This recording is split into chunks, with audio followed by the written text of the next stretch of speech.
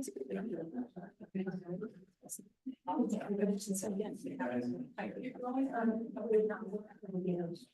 did I hear that you guys are DNR, or you guys are kind of pre-positioning police crews around the county to? We brought in some South Puget Sound resources over the weekend or last week to sort of handle the critical fire weather. We won't get anything this time. I was under the Yakima last heading down the hill, looking across, and there was you can see some when we came back up a couple hours later, so 6 or 8 of those rigs putting out a fire immediate, and it spread fast. Probably a couple hundred yards away. I had another. Imagine if they hadn't been close by, it could have spread really fast. Well, we've been pretty damn lucky so far.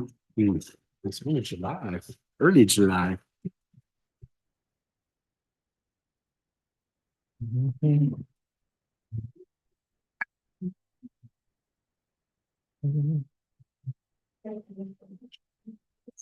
sign this?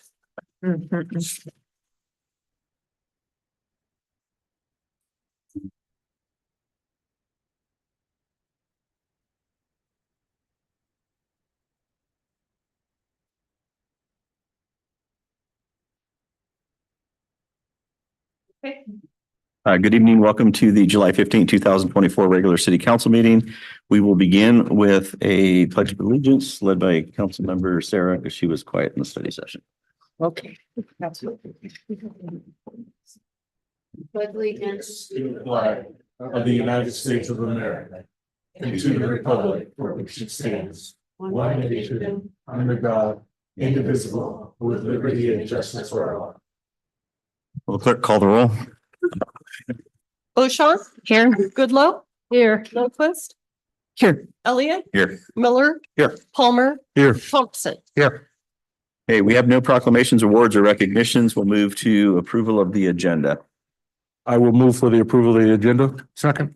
Motion second to approve the agenda as presented. Any discussion? Hearing none, all those in favor signify by saying aye. Aye. I too will vote aye. Opposed? That motion passes. Consent agenda. Move consent agenda as presented. Seconded. Motion second to pass the consent agenda. Is there any discussion? Hearing none, all those in favor signify by saying aye. Aye. I too will vote aye. Opposed? That motion passes. Item 6, page 61, board and commission appointment. Thank you, Mayor Heidi Behrens Turnaway, City Manager. You have before you a recommendation from the Landmarks and Design Commission to appoint Teresa Chanis as the Downtown Association's representative. This comes on the heels of Darren Reed resigning from the commission. Teresa is the new executive director for the Downtown Association and is willing to accept this nomination, and she was not able to join us tonight for the meeting, but is very excited to serve. Okay. Is there any public comment? Okay. And do we just affirm or do we make the appointment? You make the appointment. Okay. Council? Move to approve or to appoint Teresa Chanis to the Landmarks and Design Commission. Second. Motion second to appoint Teresa Chanis to the Landmarks and Design Commission. Is there any discussion? Hearing none, all those in favor signify by saying aye. Aye. Aye. I too will vote aye. Opposed? That motion passes. We are to citizen comment on non-agenda items. We'll read the rules. Okay, so we do have an individual online. I will get to that individual here shortly, but we'll take anybody in the room first. Okay, each speaker's comments limited to 3 minutes. Total time allowed is 30 minutes unless extended by a vote of the City Council. Speakers may not identify themselves as candidates for elective public office or make any statement which assists or discuss the campaign of a candidate for elective office or discuss or campaign for or against a ballot proposition unless we were talking about it. Speakers providing comment may only address council on matters identified in their, that's the registration form. on the registration form here. Please state your name, whether you live in the city, county, or elsewhere. State whether you're representing yourself or others. State the topic on which you wish to speak. Caution not to engage in conduct that disrupts, disturbs, or otherwise impedes orderly conduct. And please note that city council rules provide no action will be taken at the council meeting which a subject is introduced. We may briefly respond to you if it's pointing you in the right direction. So Mr. Coleman and flag code.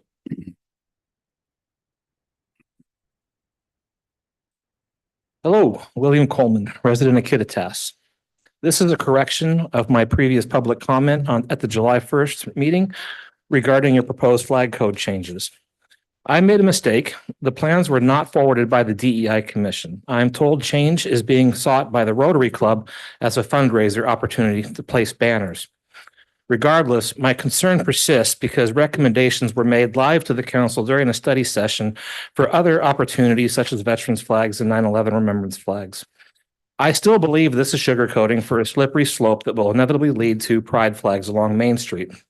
I was assured by city staff that they were going to be extra careful in their wording for the code, but they evaded my follow-up questions about who will come next requesting to fly their flags. Given the demographics of who often actually attend these meetings, I'm fairly certain who that will be. Will the city be able to tell them no once they have approved it for somebody else? The first change for a seemingly good cause like Rotary is how these problems often start and where they snowball from. Do you really want a flag war on your hands? You will have one if you do this. Just because government can do a thing doesn't mean that it should do a thing. Again, just keep flying the red, white, and blue flag that represents everybody. Thank you. Okay, thank you, Mr. Coleman. Ms. Sinclair, just you've signed up for a subject that's on the agenda later, so we won't have you talk about the camping ordinance because it's on the agenda under item 11B. Okay. Is there anybody else in the audience who wishes to approach?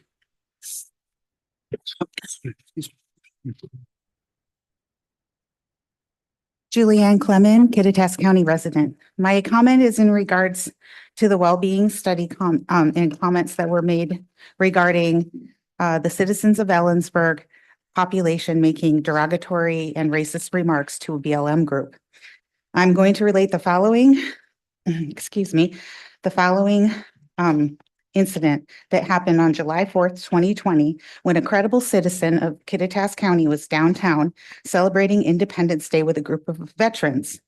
At that time, an Ellensburg BLM leader, armed with a semi-auto rifle, crossed the street with two other activists in an attempt to intimidate the veterans group. The police were called by a concerned bystander and immediately responded and made contact with the caller who identified the suspect. The police then interviewed the BLM suspect and then approached the victim and asked if she wanted to press charges, which she declined. The victim was unable to comment this evening, but will be addressing this with the city in light of this highly controversial and highly questionable study. Thank you. Anybody else in the audience? Mr. Kelleher.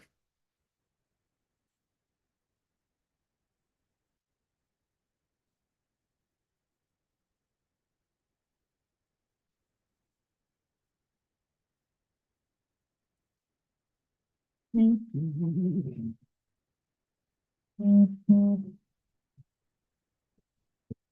you, Mr. Mayor. Pat Kelleher, resident of Kittitas County. I'm here to speak on the emergency shelter. The city council and the county had a joint meeting, and through their process, both government entities have decided to pursue a emergency shelter. So that's a big first step. The style, it looks like the style of the emergency shelter has been decided. It's probably going to be a pallet type, pallet being the company, not the made out of pallets. And the cost, there's probably studies going on as to what this is going to cost the city and the county. And then come forth with a RFP for this fall.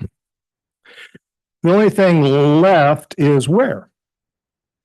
And where has been a 2-year process. Studied 43 properties. There's 4 properties allegedly left. One is West Tacoma Street, which I represent. And I'm just here to clarify some things on West Tacoma compared to the other properties. One, it's available. 2, it's good enough.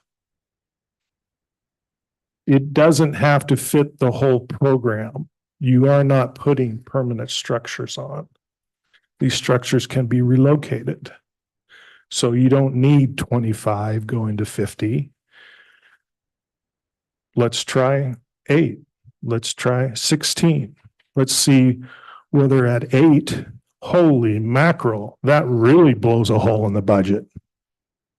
Oh, we didn't anticipate the illegal or the asylum, the 300 asylum seekers in Seattle getting on a bus and coming over here, and 30 of them taking up residence in this emergency shelter. It's a possibility. The good enough transportation wise, you're homeless, probably don't have transportation readily available. This location is the only location that has 8 buses passing by it every hour. We can get these people wherever they need to go. The other thing, it's 5 blocks from lunch. It's 1 block from a laundry. Thank you. Thank you. Anybody else in the audience?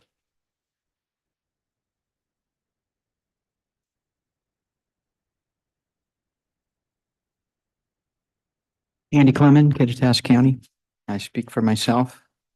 Had a couple of comments on the well-being study that I just had a chance to look at. Had a couple of questions and comments. The first thing is, it was the 39 folks that they interviewed. That was a selective sample. It wasn't a random sample, so it's not representative of the entire community. Plus, the sample size is way too small. It was only 0.2% of the entire population. And one other criticism was the number of Spanish interviewers, 8 out of the 39, that's 20% of those who were surveyed, when as of the last census, we only had 12% Hispanic. So they really should have only interviewed 4, maybe 5. Is it possible to get a copy of the entire report, including the methodology used and the verbiage of the questions asked, the entire report? That would be great. And also, second thing, on page 60 of the distributed documents, I found this voucher approval form from Epic Land. And it was provided to our council for a vote and authorization. But by my math, it looks like 3.7 million is currently owed to Epic. And if that's, I have 3 questions. Is that correct? What is it for? And why has this not been broadcast? Thanks. Thank you. Anybody else?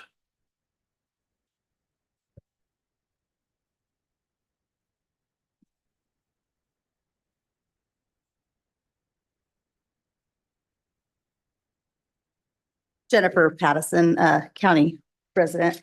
So I sat through a little bit of the meeting or the agenda that was before this. And Nancy G, you said you would like to see how to help the people in the community who don't want to see the change. I don't think it's not that we don't want change. It's just what kind of change we want. Thank you. Thank you. Anybody else? Okay, so this is Mr. Logan Denlinger, and as a smart Alex city manager said, I need glasses, but this is number 2 font, so I'm just saying. And this seems to be related to regulation of camping. So Mr. Denlinger, if that's what you're going to talk about, that's actually on the agenda under 11B. So we're going to hold you off for that. If there's something else you wish to address the council on, it needs to be included in your application here. So I'm just asking for clarification.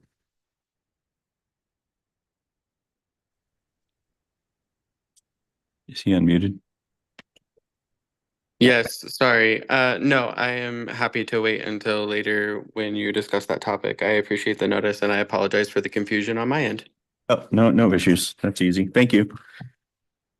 So we'll move on to, is this everybody done? Okay, item 8A, which is a public hearing to adopt the 2024-2029 Transit Development Plan, and this is legislative, so I have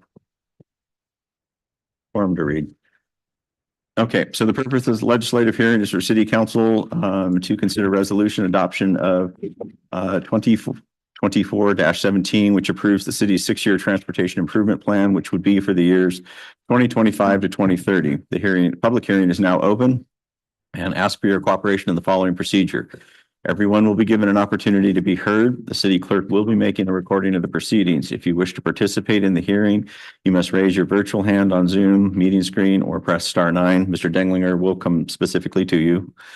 If you are connected by telephone, and wait until I recognize your request and you have been unmuted. You should then begin by stating your name, address, and indicate whether you are speaking for yourself individually, spokesperson for a certain group, or both. Speak slowly and clearly. Only one person will be allowed to speak at a time. Your testimony must only address the matter under which is under consideration in this hearing. Any questions of staff are to be directed through council. Each person will have the opportunity to address council for an initial period not to exceed 5 minutes. So there's a 5 minutes. If more time is needed, it will be made available after everyone has had an opportunity to speak. And before we hear from the audience, is there a staff report? Yes, hi, Betsy Dunbar, City of Ellensburg Transit Manager. And I'm grateful to be here tonight and can't believe a whole year's already passed. But just to start, our Washington State requires that all public transit agencies submit a 6-year transit development plan annually. The state has a checklist of required items, and I'm happy to report that our plan includes all of the required elements. Tonight's presentation, of course, is just a quick overview and note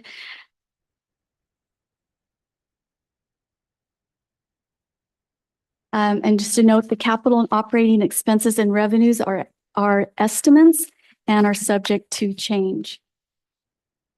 So Central Transit has 3 services. The first one is fixed route and operates daily between 6:45 and 8:15 within the city limits of Ellensburg. Paratransit operates the same days and hours as the fixed route.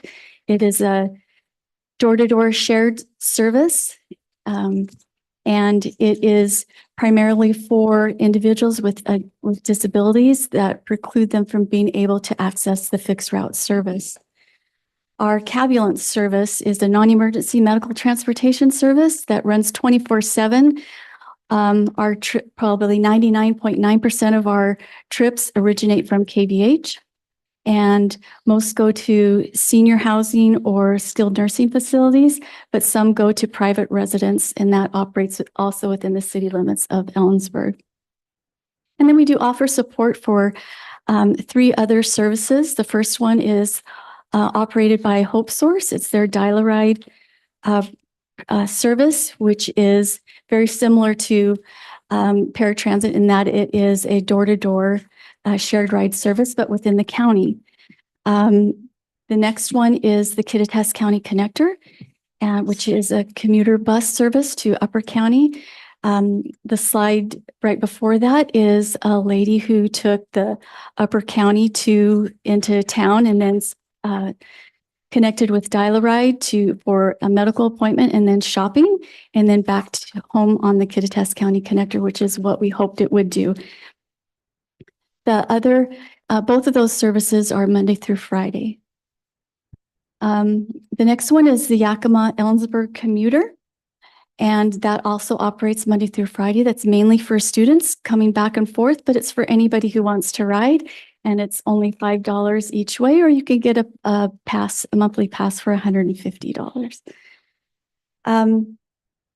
So next, much of what we include in our transit development plan is a result of identifying local transportation challenges, goals, objectives, and strategies, which you read those three names many times within the Transit Development Plan.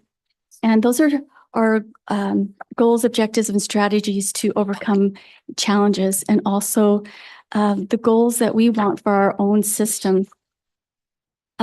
Once we have those in place, we submit those to our regional human services transportation plan, or first to our regional transportation planning organization, and then they submit those to the state.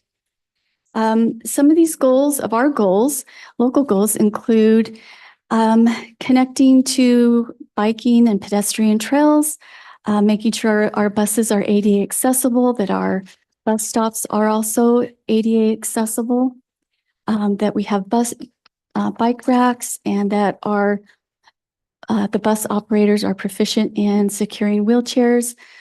We also want anybody who's waiting at a bus stop to have all the information that they need to successfully navigate the system. Our amenities are there to have passengers be out of the elements as they wait for the bus. And then, of course, signage.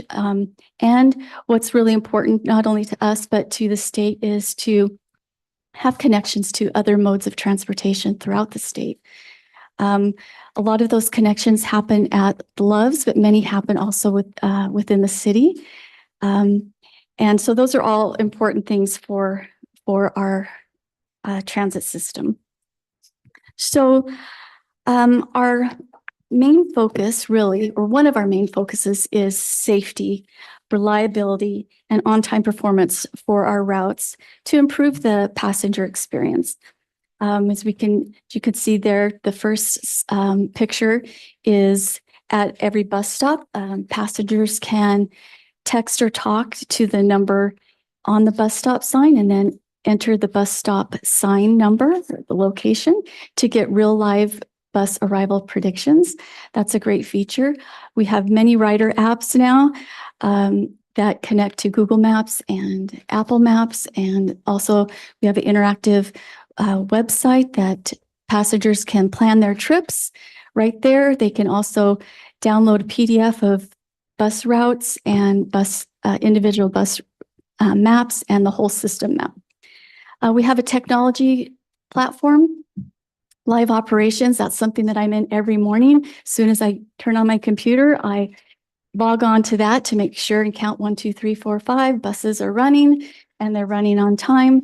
GPS playback is a great tool if there's ever an incident, a complaint, or accident, to be able to have the information that we need. On-time performance, I'm on that one a lot too, and I work closely with Hope Source Transportation Manager on this to ensure that our buses are leaving on time and arriving on time. Runtimes is a great module where it actually takes the algorithm from the trackers on the bus and makes suggestions of when our buses should be leaving specific stops. And then rider alerts. Anytime there's a detour, I can immediately get on, and Hope Source can too, get on and put on rider alerts. We can upload detours, detour maps. I've got it all scheduled out for all the national holidays, so it can be pre-scheduled. And those go to all the rider apps and Google Maps and Apple Maps as well. So, and our website. So that's a great tool.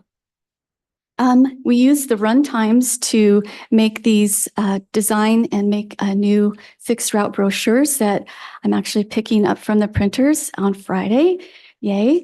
And the previous fixed route brochures were double-sided, four-panel brochure. These are double-sided 8-panel accordion brochures, so that we were able to add a route map along with all the scheduled times for each route and bigger font so it's easier to read. And I think it's going to be very well received. We also have routes at a glance over there so that maybe somebody new to the system can kind of see which way routes are going. We also, oh, before I forget, we also have it in Spanish, and that's taking that to the printers on Friday when I pick up the English ones. So we've got that already in place as well. So in our 2023 Central Transit ADA transition plan, last year we identified 32 capital projects at bus stops and bus shelters to remove accessibility barriers and be ADA and RCW compliant. And so we're currently doing those. And the first one, top and bottom, is our first completed project. This is at 5th and Kittitas, eastbound. So as you see, the one on the top only has the one landing there. So the bus, depending on if there's somebody getting on or off the bus using the main door, they would be back there. But if somebody also had to use the accessible door, then they'd have to move forward. And so the one below it, our engineering department came up with a great solution to have an ADA landing pad that the bus can pull up where the front door is just right in front of the bus stop sign. That makes also that, so anybody using that exit or entrance can do so safely and use the accessible entrance as well at the same time. So the bus is not having to go back, forth and back and forth. So that's great. So the next one, we have a picture of a bus shelter, and on the opposite side of the garbage can, hopefully you can see that there's no cement right there back. So somebody that is accompanying somebody that has a mobility device, or the driver who needs to now load the mobility device, is not in rocks or the grass or weeds. So we'll be adding cement to several of our bus shelters. The next one is at Hearthstone on South Chestnut.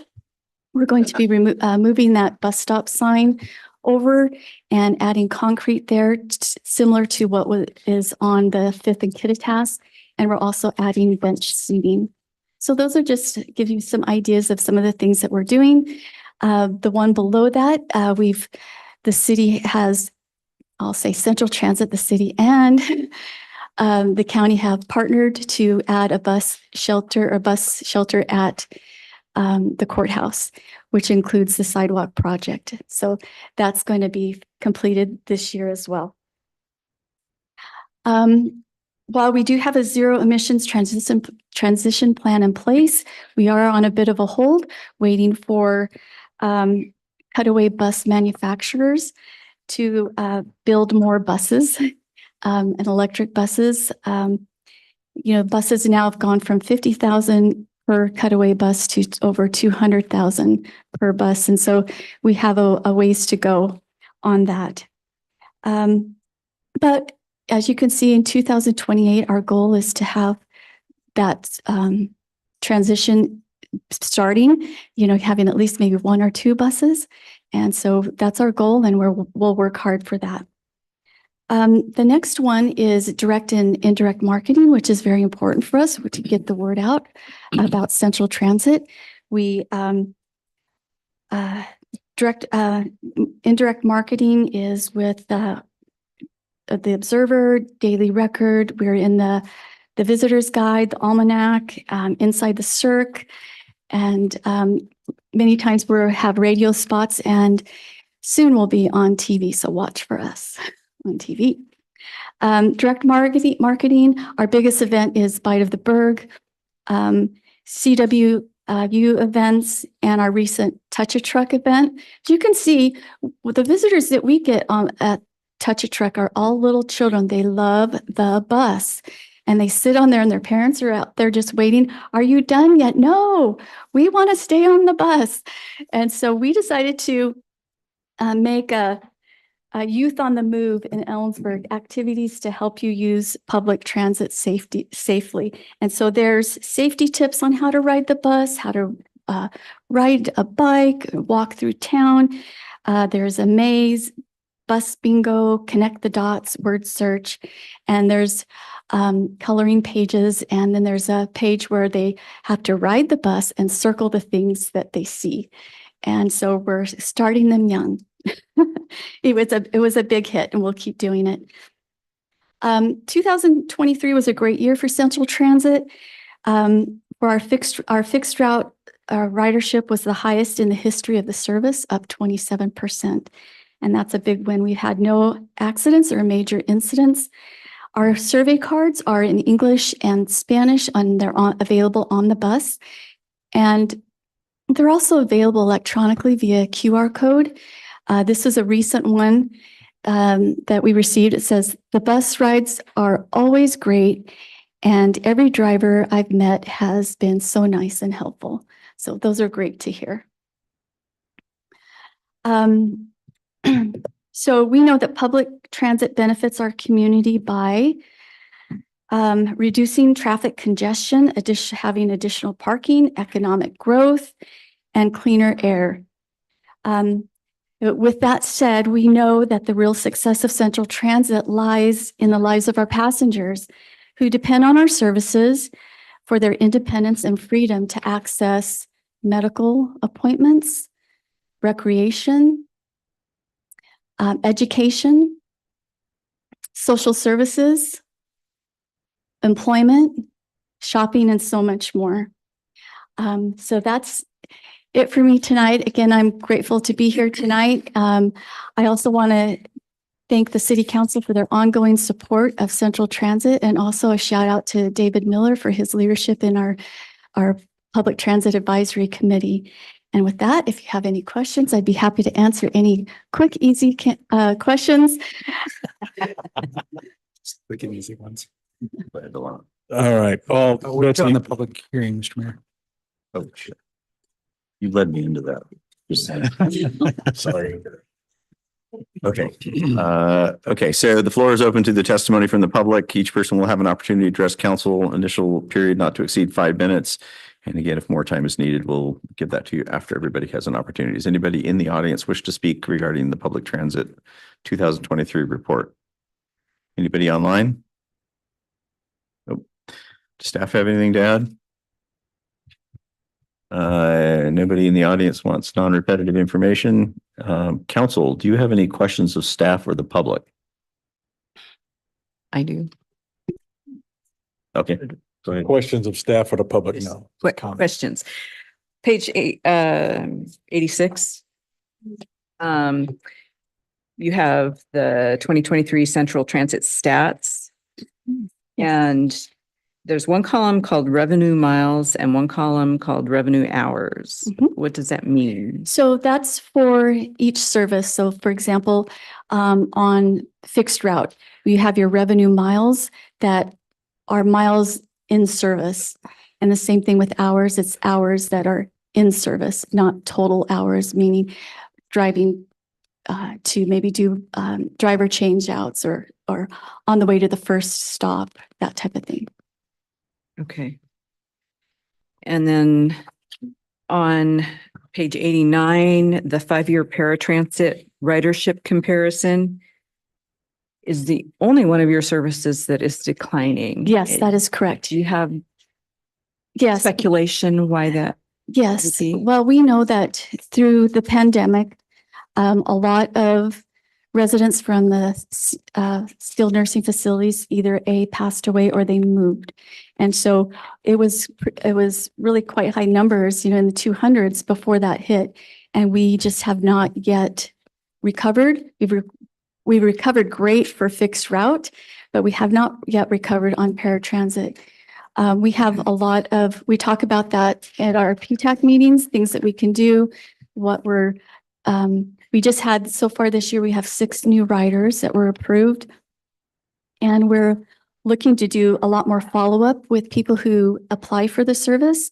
And we see, Hope Source can see that they've applied and maybe it's not moving forward, and trying to call that person to see, hey, do you have any questions or can we help you complete the application? So we are working on that. Council, any further questions? Betsy, just a couple questions on page 84.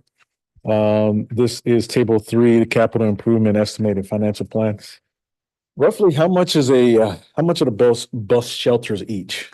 Around 15,000 if you're doing like cement work and things like that. Gotcha. So we're planning about 1 for 2024 and then probably 2 in Yes. 2025. Correct. Okay.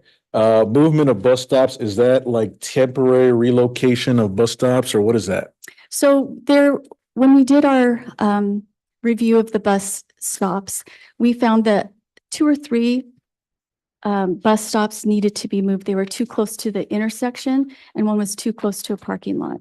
So to be RCW compliant, we're needing to move those just down the street or up the street a little bit. Gotcha. The bus stop seating seems to be partner with the shelter. Is that the case in every location where there's a bus stop, where we have seating with the bus stop, or are we doing some seating where there's no shelter? Of course, the bus shelters have bus stop seating, but the bus stops in general do not.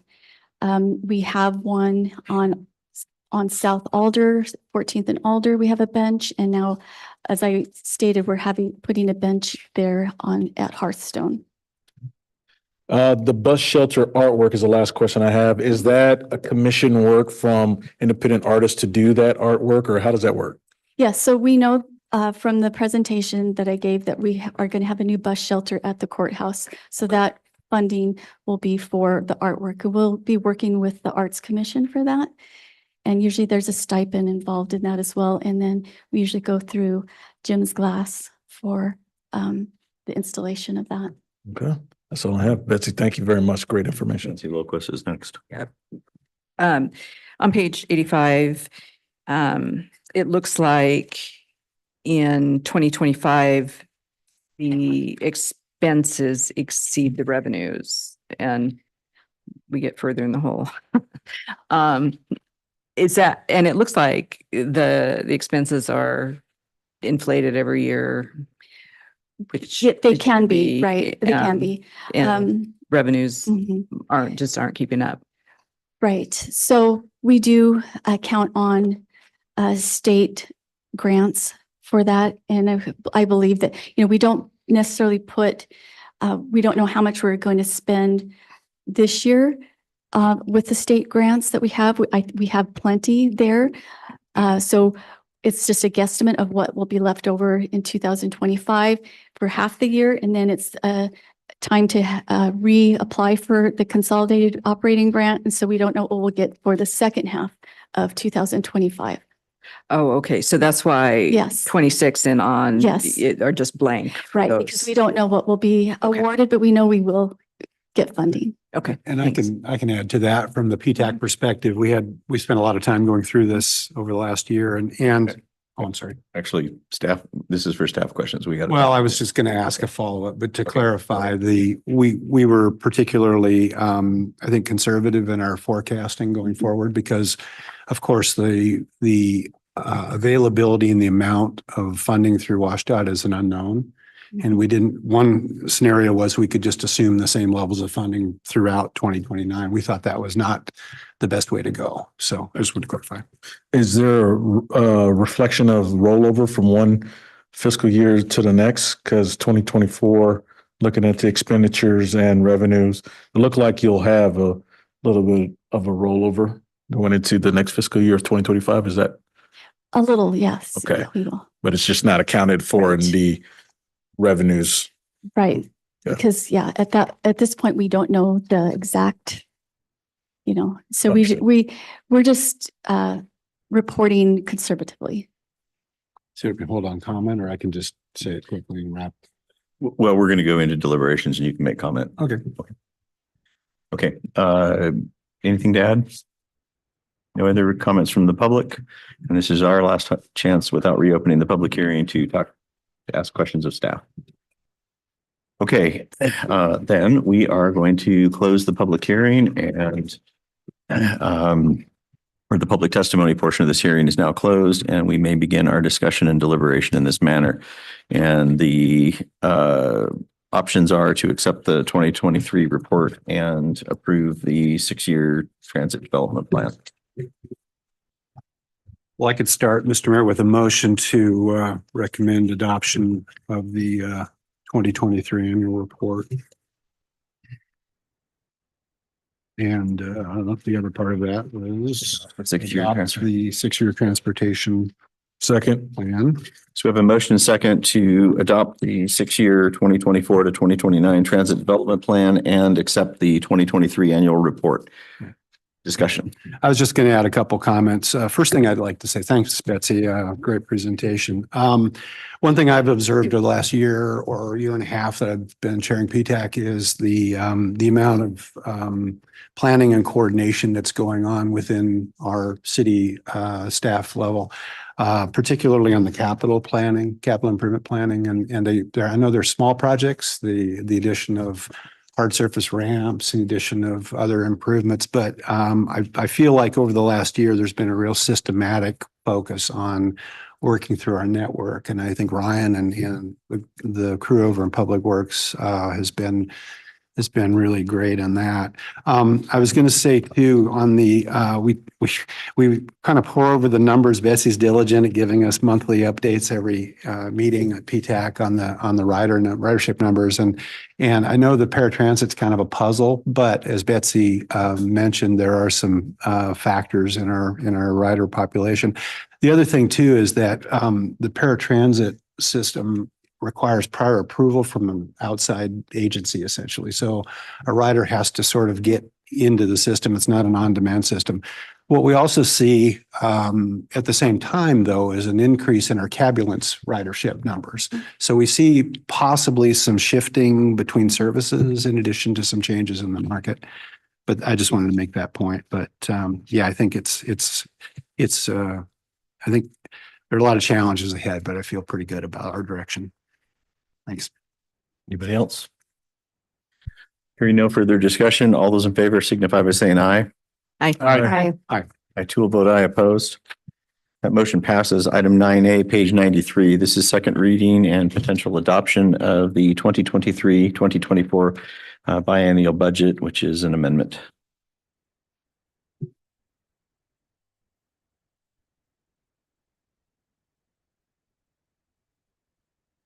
Good evening, Mayor Elliott, Council. I'm Gloria Lanfear with the city's Finance Department. The proposed supplemental budget before you this evening is a routine budget amendment and primarily makes reconciling adjustments to the previously recorded financial figures for the 2024 portion of the biennial budget. Additionally, it formally amends the budget to include items previously approved through council action and includes a few other adjustments. The numerous reconciling adjustments in this supplemental are relatively small in dollar amount, representing a net total of approximately $31,000 in expenditures relating to our internal service funds and our bond amortization schedules. Items that have previously come before council include the request for affordable housing, expenditure of $1.2 million, and the Connecting Housing to Infrastructure, also known as the CHIP 2 grant revenue of $1 million. This request adds revenue and expenditure to the CHIP 2 grant received as a pass-through for the Habitat Stewart Meadows property. Budget's administrative costs were approved by council in the Affordable Housing Revenue Allocation Framework and also allocate $60,000 to the Catherine property site for improvement cost. Other items include a carry forward of the grant agreement for the Ellensburg Fiber Extension to the City Hayward Hill and Route 10 wells approved by City Council on November 7th, 2022. This item increases 2024 expenditures by approximately $537,000 with matching revenue received from federal, state, and county grants. Additionally, the proposed ordinance includes an upgrade of the payroll benefits technician position in the finance department to a payroll benefits specialist and increases FTE from 0.5 to a maximum of 0.75 to respond to increased workload. The Public Works Department is requesting a 0.25 FTE wastewater temporary student labor. Several interns and temporary staff were authorized with the 2023-2024 biennial budget. Approval of the temporary student labor wage scales are covered by the Teamsters Local Union Number 760 bargaining agreement. Also, there is a correction of an error that is being implemented in this supplement. A temporary full-time position was erroneously classified under the IT Fund 550 in Ordinance 4 4940 adopted April 15th, 2024, and also needs to be moved to the GIS Fund 555. And finally, there's been one more item that has been added since the first reading at the July 1st council meeting. The ordinance now reflects reclassification of a position in the electric utility line crew from a ground person to a service person. The city has successfully filled vacant line crew positions, and this change reflects the operational needs of the public works and utility departments. For ease of identification, this item has been highlighted in the attached table 1. The financial impact of the proposed ordinance before you this evening increases budgeted 2024 expenditures by $1,861,945, revenues by $1,587,661, and increases beginning fund balance by $292,264, excuse me. The effect of these amendments on the budgeted 2024 ending fund balance is an increase of $17,980. Staff recommends a motion to conduct the second reading and adoption of ordinance 4943. Council, do you have any questions of staff? Thank you, Gloria. Hearing none, is there anybody in the audience who wishes to comment? Anybody online? No. Okay, council. I'll move to conduct second reading and adoption of supplemental budget ordinance 4943. Second. Motion second to conduct second reading and adoption of ordinance 4943. Is there any discussion?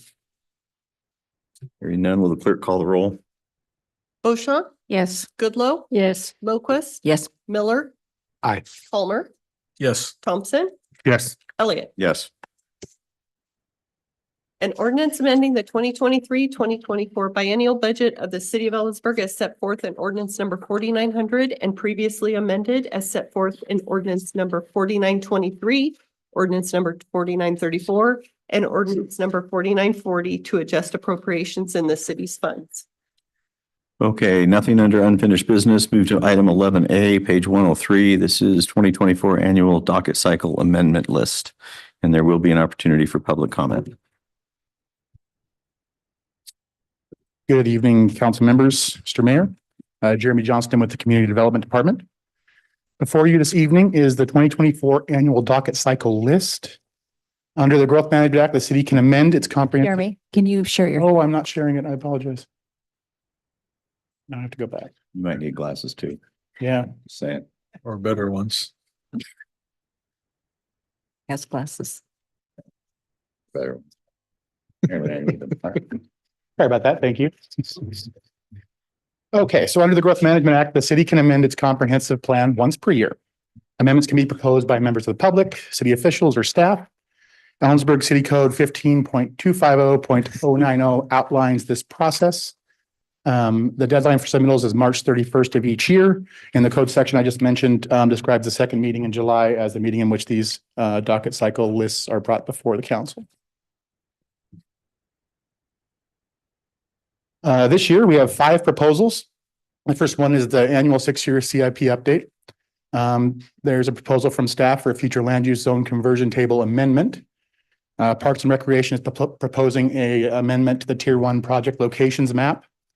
There is a citizen proposed amendment to the future land use map, and staff are proposing an update to the comprehensive plan future land use map in general. The annual 6-year capital improvement plan update. This comes before you every year. This basically addresses all of the items listed there, all the municipal services.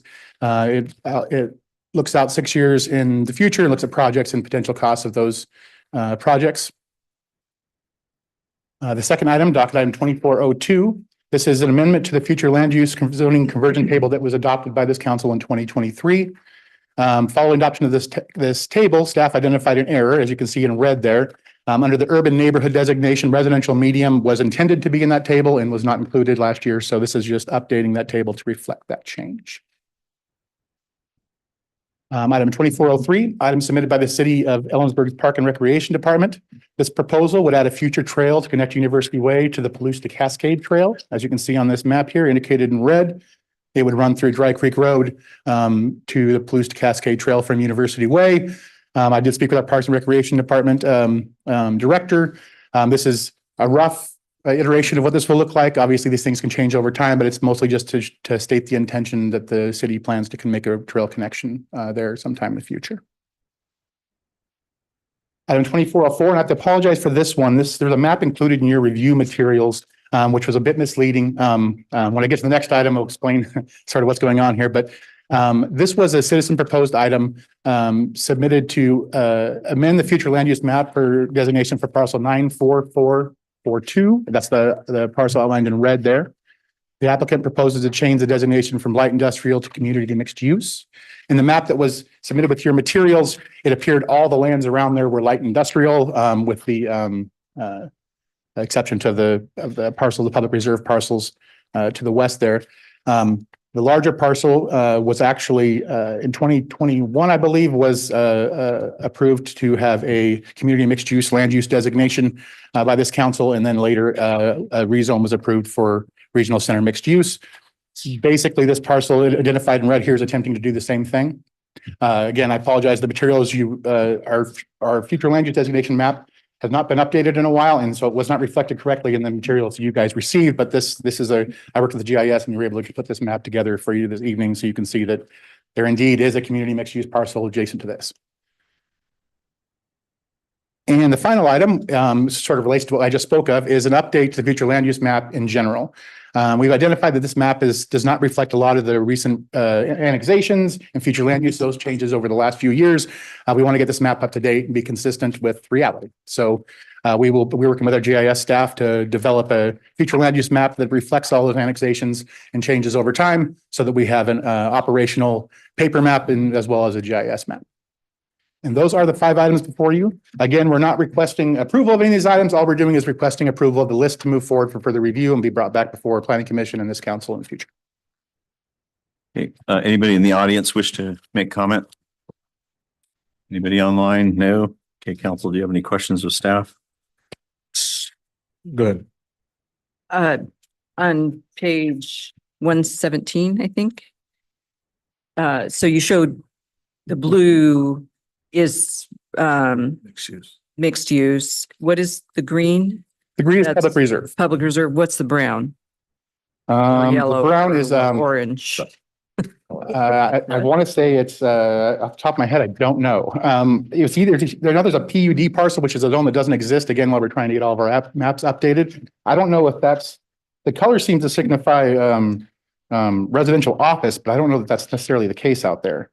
I'm just spitballing off the top of my head based off my memory of the colors on our mapping system. It's not immediately adjacent anyway, but yeah, I got confused. Sure. Jeremy, just reading the financial impact at the very end. So all of these proposals are already incorporated in the budget that includes the. Yeah, I mean, so the change to the future land use designation of that individual parcel will obviously have a tax implication that we have not dug into yet. So when I get that information, we'll present that when we bring this back to you.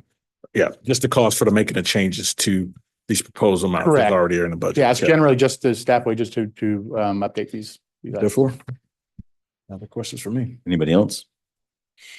So are we comfortable one fell swoop moving the list forward, or does somebody want to pull anything off? Swoop. Let's make a notion. All right, I will move for approval of proposal 24-01 through -05 for the annual 2024 annual docket cycle amendment list. I think we'd be moving to approve it for consideration. Yes. Oh, yeah, no approval. Just we're moving for docketing. That. I motion for that. Second, agree. Yeah, that's second. Second. So we have a motion and second to docket 2401 to 2405 as presented tonight. Is there any discussion? I have actually, so just on the trail map, looks like it goes through some private parcels That or is correct. potentially, we're not sure where that is. Just, you'll do landowner outreach, right? Yeah, Yes, and before this moves. it's forward likely too that far. I believe there's two, possibly three landowners that could be associated with that. And it's likely, I know there is currently a development proposal on one of those parcels that's being processed by community development, which would definitely conflict with this. When I spoke with Brad Case, the Parks and Recreation Director, he said, this is a tentative plan. These can be shifted as necessary in order to obtain the permissions necessary in order to implement them. So this is sort of roughly just an indication that the Parks and Recreation would like to have a trail in that general area sometime in the future. I just know when you put a line on a map, people Correct. Yes. get upset when it goes through their property. Yes, we'll absolutely send out. Especially if they don't know about it. We'll specifically let those landowners know so they're aware. Thank you. Yes. Further discussion or questions? Hearing none, all those in favor signify by saying aye. Aye. I too will vote aye opposed. That motion passes. 11B, page 119, regulation of camping on public property. And there, again, there will be an opportunity for public comment. And our online guest will get to go first. Thank you, Mr. Mayor, Council, Terry Weiner, City Attorney. As you will recall, I was requested to give an update on the impact of the recent U.S. Supreme Court decision in Johnson versus City of Grants Pass. And I do want to preface my comments by saying that this report and this presentation is not about whether or not a shelter should be cited. That's not the legal analysis that I went through. That's a policy decision, not a legal decision. And also this analysis is limited to really federal law. I have mentioned in the report a couple of potential impacts of state law, but that's not the focus of the report. I want to go through some of the background that led up to the Supreme Court case. And locally, as you're aware, we've been dealing with homelessness issues for many years now. And starting in 2015, the Kittitas Valley Ministerial Association set up a cold weather shelter from mid-November to mid-March to, on their own, address the homeless community and the lack of shelter space and increasing housing costs and the lack of affordable housing. And as a result of that, they had a volunteer staff and sometimes paid staff operating that shelter from 2015 until this past season, which ended earlier this year in mid-March.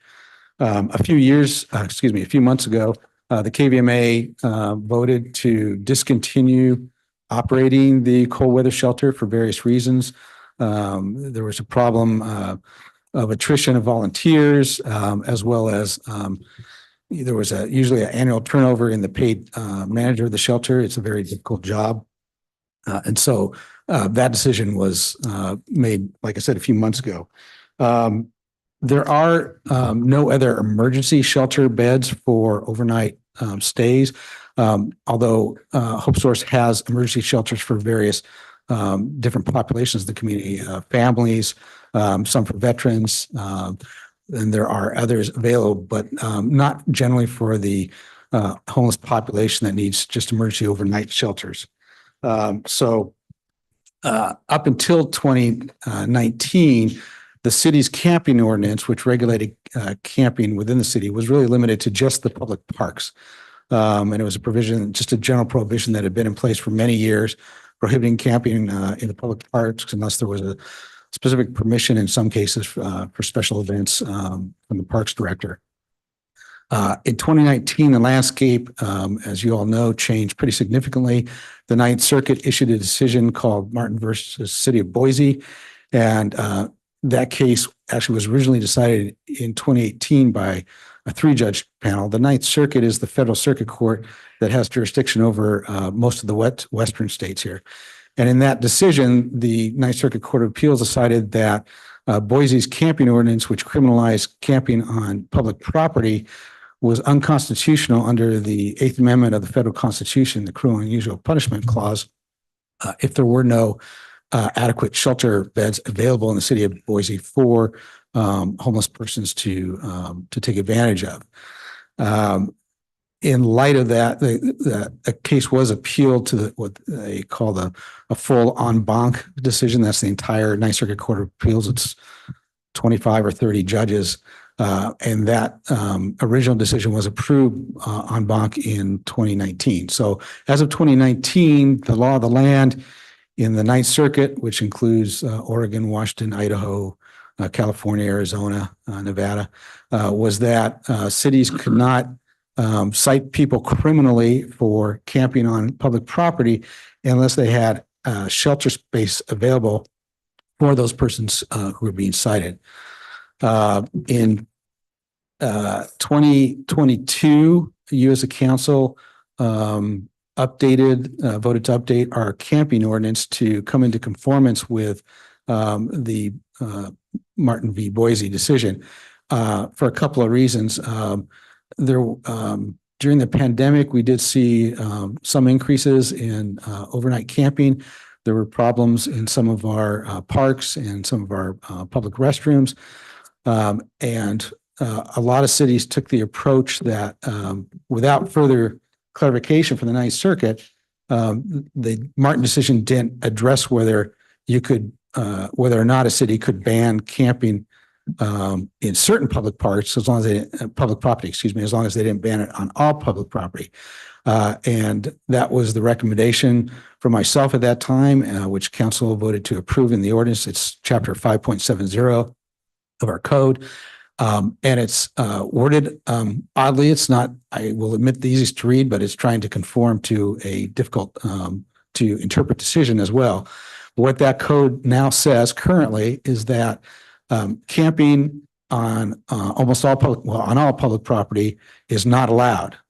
And then the next part says, however, if there is not adequate shelter space to house homeless people, then the camping ordinance will not be enforced, except part 3, in certain designated parks and public property.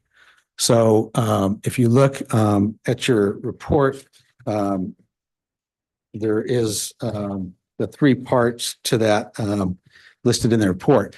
So in other words, generally we have a camping ban, which up until now has been enforced in some, or capable of being enforced in some, but not all public spaces. And so that was the landscape up until recently. The Ninth Circuit took up a second case a few years ago called Johnson versus City of Grants Pass. Grants Pass had an ordinance which went a little bit further than the Boise ordinances did, in that it also criminalized, or excuse me, it also prohibited camping in most parks and also RVs parked on public property. But it made it a non-criminal infraction for the violation, except where a person collected a certain number of violations, it would convert to a criminal citation. That ordinance was challenged. Again, there was sort of a 2-step decision, initially a 3-judge panel decision in the Ninth Circuit, which struck down those ordinances based primarily on the Martin v. Boise decision. That went up to a full en banc decision. As I recall, it was upheld by 1 vote for the whole panel, so it was a very close decision. Again, striking down their ordinances. After that decision, there was then a petition, what's called a petition for certiorari, to have the United States Supreme Court review that case. That petition was granted earlier this year. There were many, although there's 2, there's a plaintiff and a defendant in the case, there were many parties that weighed in on what they call amicus, friend of the court briefs, literally hundreds of those coming from various cities, various organizations. And then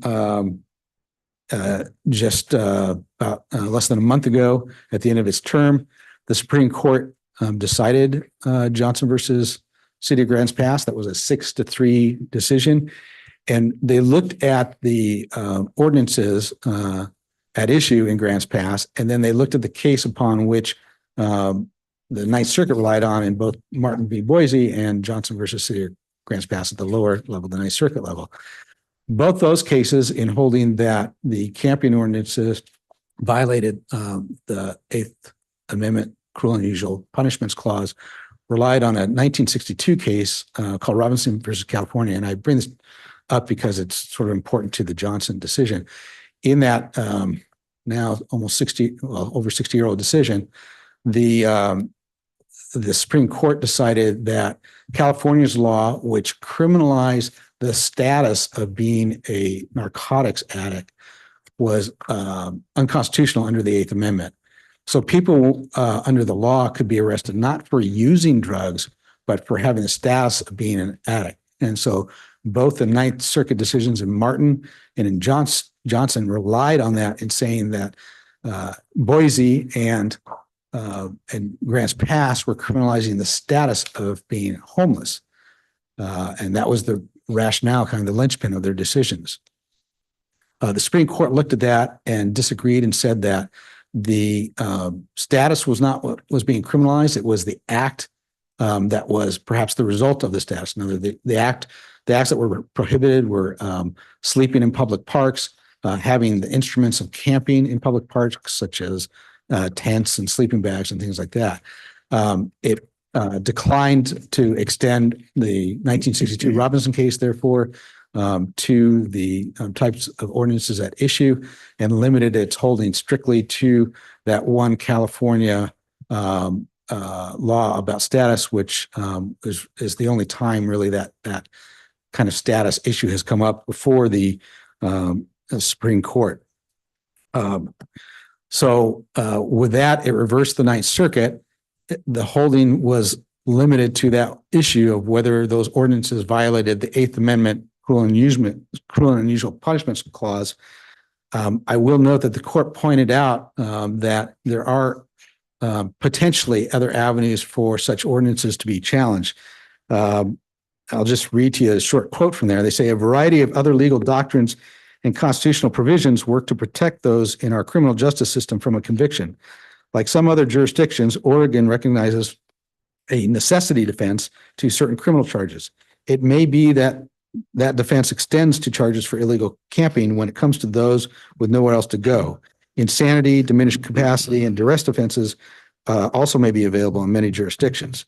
The court also mentioned the 14th Amendment, which is the Due Process Clause, and that would pertain to whether or not people who are in violation of the ordinance are being treated differently because of who they are, or their, typically it's applied to things like race and religion and gender and those types of defining characteristics. So that was where the court left it as of June 28th of this year. I do want to point out that there are some state laws that impact or have some influence over the emergency shelters in the state. There, as you may recall, because we dealt with this in the zoning process and the zoning ordinances, in 2021, the state legislature passed HB 1220. That requires planning for shelter spaces and requires cities, and I should mention counties, to identify sufficient capacity of land for emergency shelters and housing. Transitional housing is included there, as well as indoor emergency shelters. Religious organizations are treated differently for homeless housing under HB 1754. And then we also have some case law. A few years back, there was the Seattle versus City of Seattle versus Long case. That was the gentleman who was camping on city streets in his RV.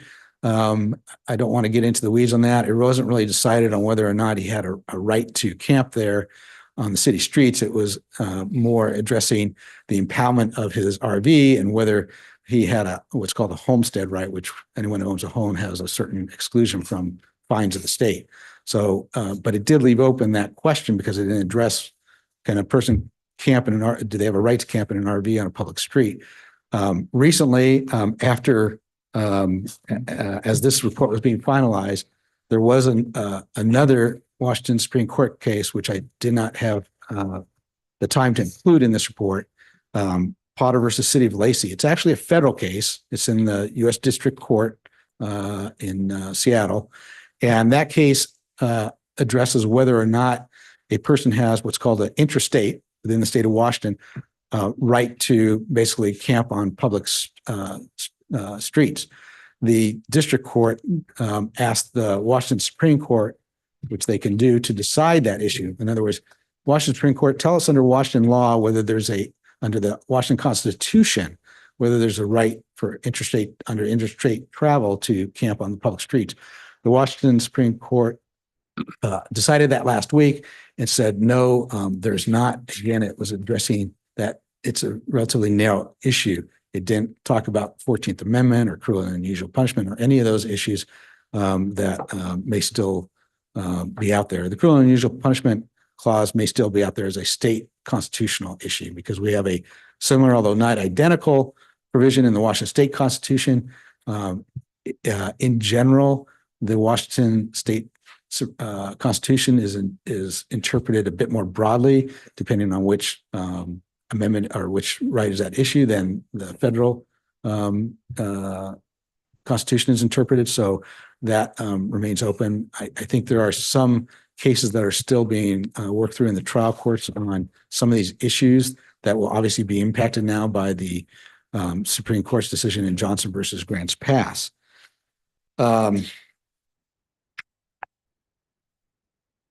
So right now, what I brought before you, seeking input or direction to staff, right now we have a fairly limited camping regulation. As I said, it prohibits camping on public property, but there's exceptions and there's limitations. Under the City of Grants Pass case, again, under federal law, it is permissible if the city wanted to prohibit camping on all public property instead of just limiting it the way it's currently limited.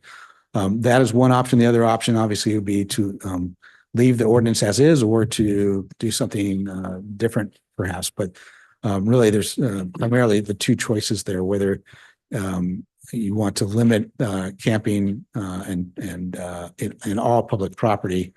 I would say that, there are some enforcement issues with that. I invited Chief Wade here to perhaps speak to that after I'm done here, which is very shortly, because I think that's another piece of this that cities are struggling to address is how to, the camping ordinances that are in effect, how do we enforce those with limited jail space and other enforcement issues that may occur trying to broaden the number of or the scope of the camping prohibitions.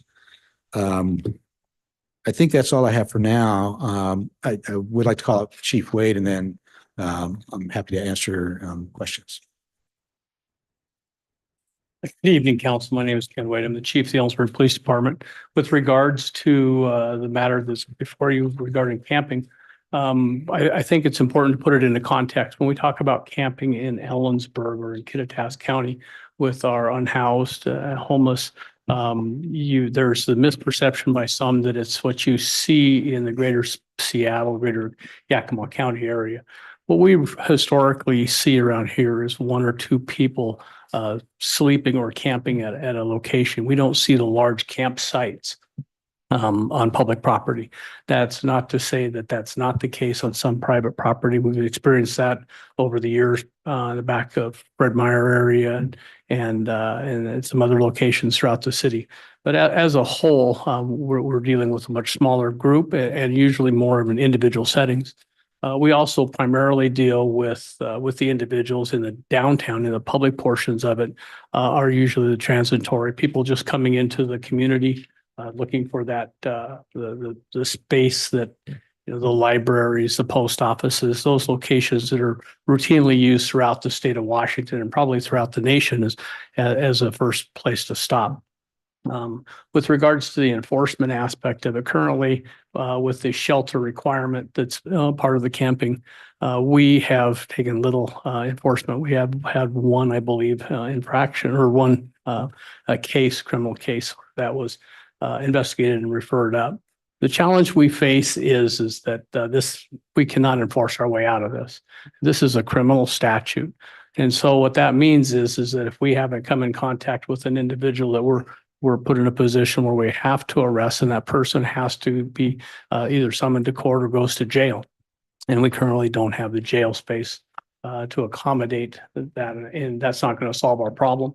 But also being a criminal matter, if the person decides to leave our community before his trial, a bench warrant will be issued, so he could be somewhere else in the state, and then he will be arrested and brought back to Ellensburg and dropped off back here for his court matter. At the conclusion of the court, then they most likely will take up residency again here in the homeless camp. We have been working closely with our partners, with Hope Source, with Merit, and with Comprehensive Mental Health on trying to get these people moved out of their situation and into some progress, somewhat direction to get them out of their situation. Well, oftentimes, and I would say by often, I mean probably close to 80 or 90% of the time, when the officers come in contact with the individuals and ask them to move or to leave, pick up their stuff, they do. Very, very rarely do we ever have anybody that fails to comply with that. So we would never issue a citation to an individual that would get in compliance if told to move. And so the likelihood that we would be able to, that would change is, I think, very minimal. But there are those occasions where we have individuals that are defiant or aggressive and they won't follow through with what we ask. But those are rarities. They're not, they're the exception. And so we try to work with them. To this point, we have been successful thanks to our partnerships with the other stakeholders. Okay, so is there anything more to the staff presentation? Nothing else. Okay, so council's specific questions for the city attorney or for the police chief on what they presented? Nothing more than that. No comments? No, other than, thank you, Chief Wade. Thank you, Terry. The two options that are written out here are just the kind of the broad recommendations, but if we have something that comes up just through the feedback from audience or from discussion with the council, we could propose something else. Yeah, absolutely. I think I word it or any other directions you wish to give. Sure. All right. Thank you. Any other specific questions for the city attorney or the chief? Just one. Okay. For the attorney. In staff report question, I'm trying to reconcile on page 122, your three bullets that identify our code 570 ECC, the first bullet, which in my reading, and I'm admitting I'm not probably getting it right. When I read that when I read the totality of it, it seems to me that it covers all city property when it ends and any other city-owned or maintained property. So I guess my question is, can you provide an example or some examples on the following page, item 1, the proposed option to expand the prohibition, to all city property? Can you give me some examples of what other property would fall into that isn't covered on the property? Well, the first bullet point is only the first, it's only the first part of that. If you, the ordinance actually has that as the general prohibition. And as I mentioned, there are exceptions to enforcement based on shelter space, but then there is a suspension of that enforcement except as to certain properties. So let me rephrase. Okay.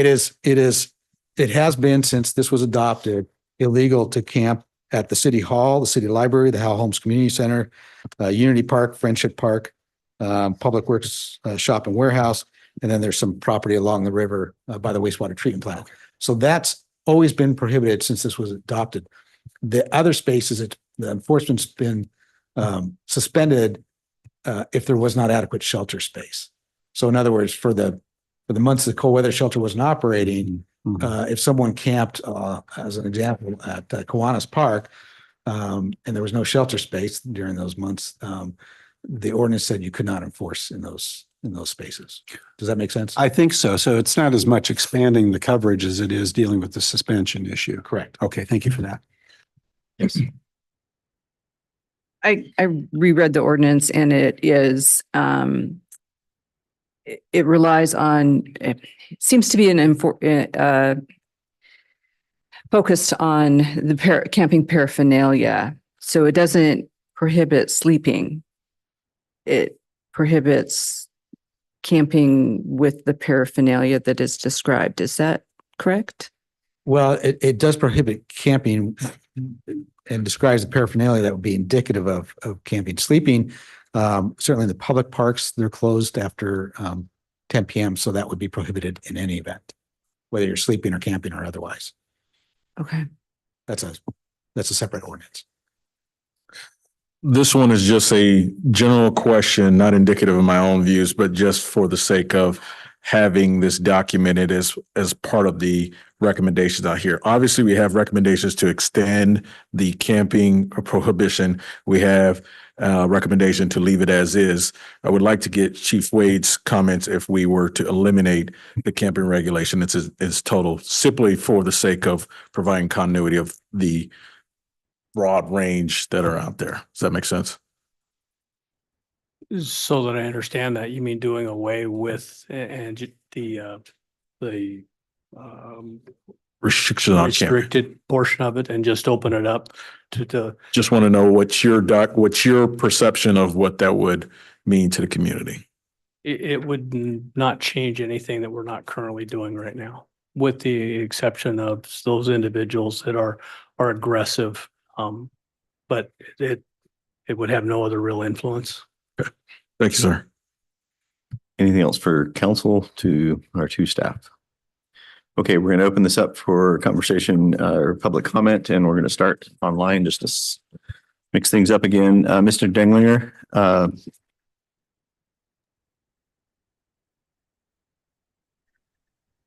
Thank you, Mr. Mayor. This is Logan Denlinger. and you have 5 minutes, Logan. Go ahead. 3 minutes. 3 minutes. I thought we were at 5. Never mind. 3. My bad. Totally fine. I promise I won't waste that much of your time. I appreciate the opportunity to speak. Logan Denlinger, county resident. If you don't already know me or recognize my voice by this point, well, here I am again before you. I know this camping ordinance / the kind of connected to the sleep center project, kind of all of the above, has been a very hot topic for our community recently. And so I just wanted to take a minute to reflect on the engagement from the community that we've had recently, that you specifically have had recently. Perhaps this will be another opportunity for community engagement to find an answer. But specifically with what is before the council tonight, it seemingly is kind of a multi-layered process with recent court decisions and other pending decisions before various courts that could have effect on this on both the state and federal level. I think it is important that we keep that in mind as we decide what to do, what's best for the Ellensburg and Kittitas County area. So this was just me taking the opportunity to ask that the council remember that Ellensburg is different. We do things differently here. We always have, and it is something that I personally, and I think a good chunk of the community, would like to see us continue to do.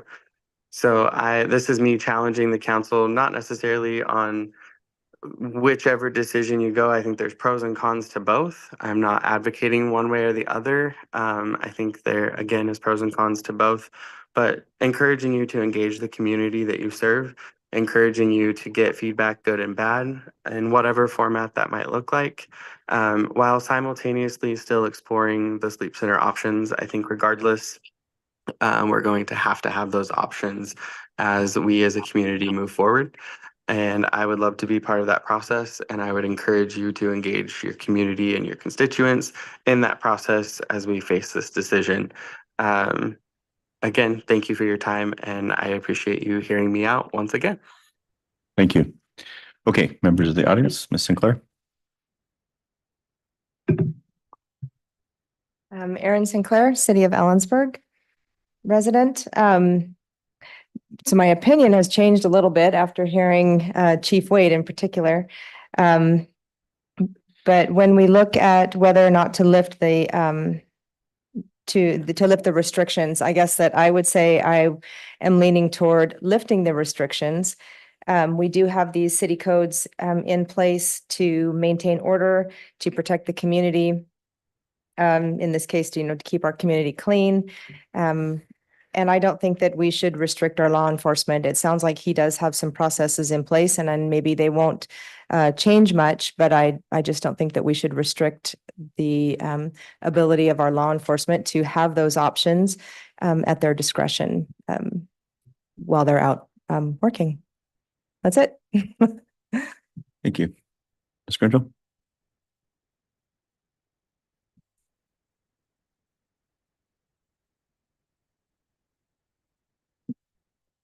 Susan Grindle, county resident, CEO of Hope Source, speaking on my own behalf. I thank you to the council for allowing the public comment.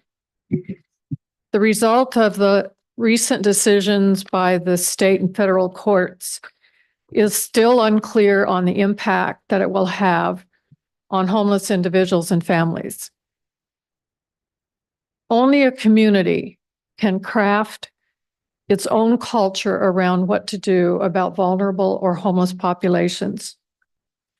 Will it be an informed and compassionate culture? Will it be a culture that opens itself to all souls and seeks the health, safety, and a good life for its members? Or will it only be for those who are like us? To craft a compassionate culture, a community must balance both its heart and its head.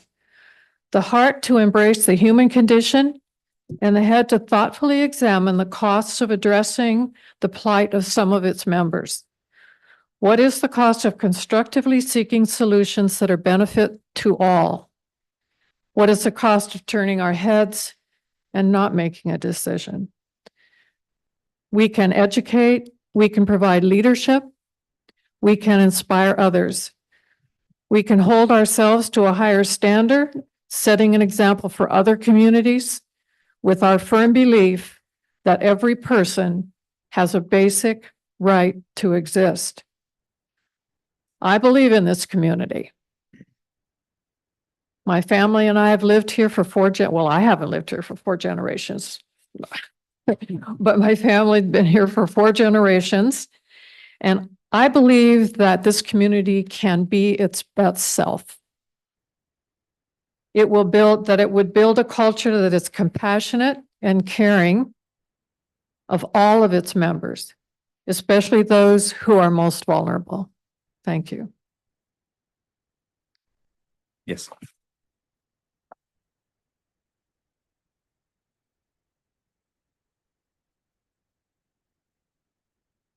Cheryl Chance. I am a county resident who, like I've told you before, I spend a hell of a lot of our money in the city. So I noticed on page 121 of your agenda tonight, the state laws regarding the emergency shelters. I realize that the Supreme Court did pass their decision. However, I would like to know how many of you knew about the House bills that Terry mentioned. Okay, the state is stricter than the US courts. But one thing I think our state is missing that they never ever considered is that our whole country now has over 10 more million people to consider that are unhoused. We all have big hearts. My husband and I have big hearts. I've known not just us, but other people who take in over a dozen people, and they provide housing for them. What I want to know is who on the city council is the elected official that when our state for 8 weeks is in session, the Senate, the House, everybody, the governor, who goes and talks to our governor? Which elected official? Do you have a hired employee? Who goes and talks for you?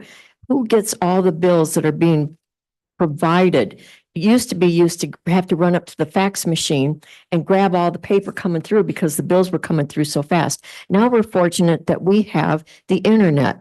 Who's responsible for getting you, city council elected officials, these bills that are being permitted?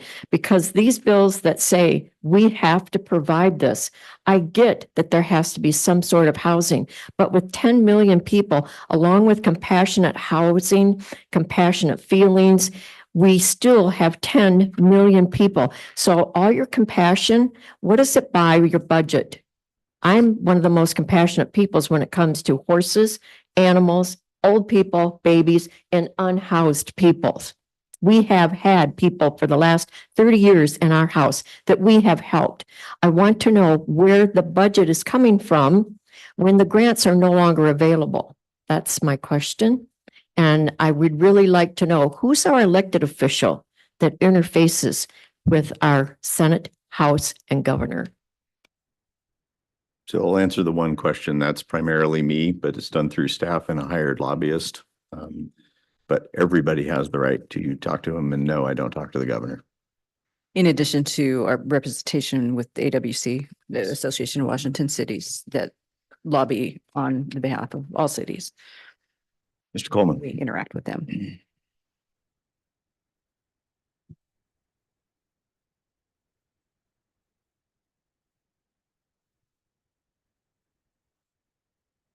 Hello, William Coleman, resident of Kittitas again. We, the people of the Kittitas Valley, do not want the corruption of the sleep center that caters to the desires of the homeless industrial complex. This isn't because we are uncaring of the homeless. It's because we don't trust you, the government, to act responsibly. We've already seen you underestimate the costs involved with the sleep center. None of us see that as an accident. We see that as you manipulating us. Whether it was intentional or out of incompetence, we don't know. You will not gain public support for this course of action, and we will hold you responsible at the ballot box if you proceed. Where there is room for compromise is with simply continuing the cold weather shelter that the churches are ceasing to operate.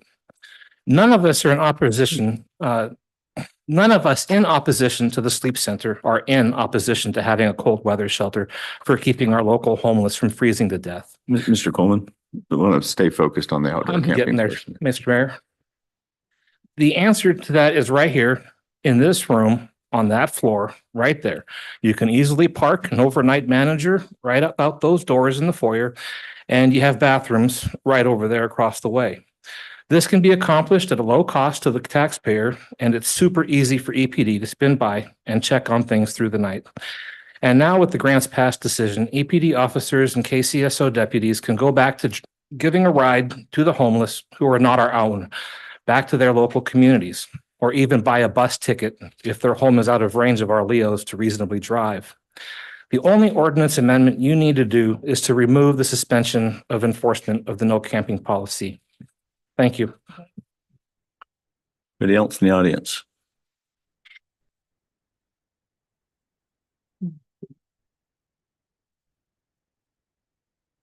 Andy Clemon, County, myself. I just would like to read the last bit of the majority opinion of the grants pass versus Johnson.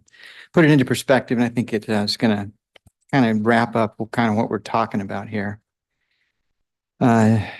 The attorney mentioned hundreds of those amicus briefs. The court talks about that. It says, if the multitude of amicus briefs before us, the court, proves one thing, it is that the American people are still at it, meaning they're still active and concerned. Through their voluntary associations and charities, through their elected representatives and appointed officials, their police officers, their mental health professionals, they display the same energy and skill today in their efforts to address the complexities of the homelessness challenge facing the most vulnerable among us. Yes, people will disagree over which policy responses are best. They may experiment with one set of approaches only to find later that another set works better. They might find certain responses more appropriate for some communities than others. But in our democracy, that is their right. Nor can a handful of federal judges begin to match the collective wisdom the American people possess in deciding how best to handle a pressing social situation and social question like homelessness. The Constitution's Eighth Amendment serves many important functions, but it does not authorize federal judges to wrest or rip away those rights and responsibilities from the American people, and in their place dictate this nation's homelessness policy. The judgment below is reversed, and the case is remanded for further proceedings consistent with this opinion. It is so ordered. So the court has resolved that responses to the homeless issue should not come from a federal bench, but rather Local solutions are the most effective form of solving local issues. Please remember, the people of this state do not yield their sovereignty to the agencies which serve them. The people, in delegating authority, do not give their public servants the right to decide what is good for them to know and what is not good for them to know. The people insist on remaining informed and informing the people's public servants of their views. Your only role as public servants is to aid in the conduct of the people's business. So please weigh this issue and sound it down into your hearts, and please make the right decision. Anybody else in the audience?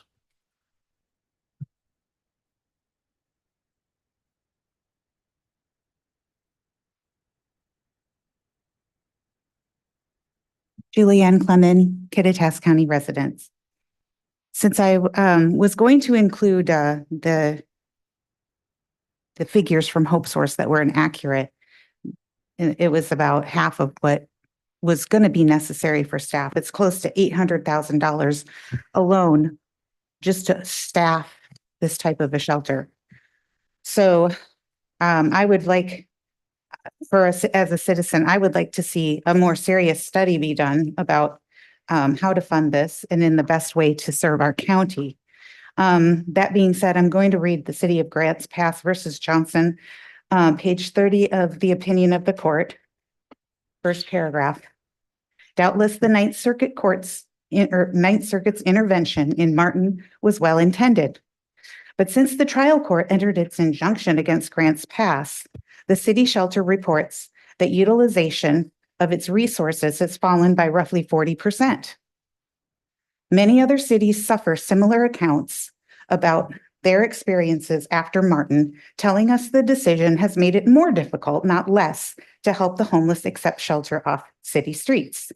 Even when policymaking would prefer to invest in more permanent programs and policies designed to benefit homeless and other citizens, Martin has forced these overwhelmed jurisdictions to concentrate public resources on temporary shelter beds. As a result, cities report Martin has undermined their efforts to balance conflicting public needs and mired them in litigation at a time when the homeless crisis calls for action. That being said, we have many examples here in the Northwest, one being the city of Seattle that decriminalized drugs, and one being the state of Oregon, which decriminalized drugs. In Portland's case, they found themselves overwhelmed. Their mental health and their substance abuse interventions were overwhelmed. So now they have to consider recriminalizing it just to get a handle on it. And this was all because they rushed to this type of a decision before determining what services were actually needed and what they could provide. I have Ms. read. Lemon, so stay focused on the public parking piece, public camping piece. I am, because if the homeless, if we don't have enough mental health resources for the homeless individuals that come here, which Chief Wade shed some light on, because we've been assured by the city council and our public administration that the homeless aren't coming from outside this county, but Chief Wade's presentation cited an example that was otherwise. So please consider that our already overwhelmed public mental health resources are already strained in this county. Okay, anybody else? Focusing on outdoor camping, right? Okay. Not shelter sites. Have you already made a decision? Was my presentation that strong?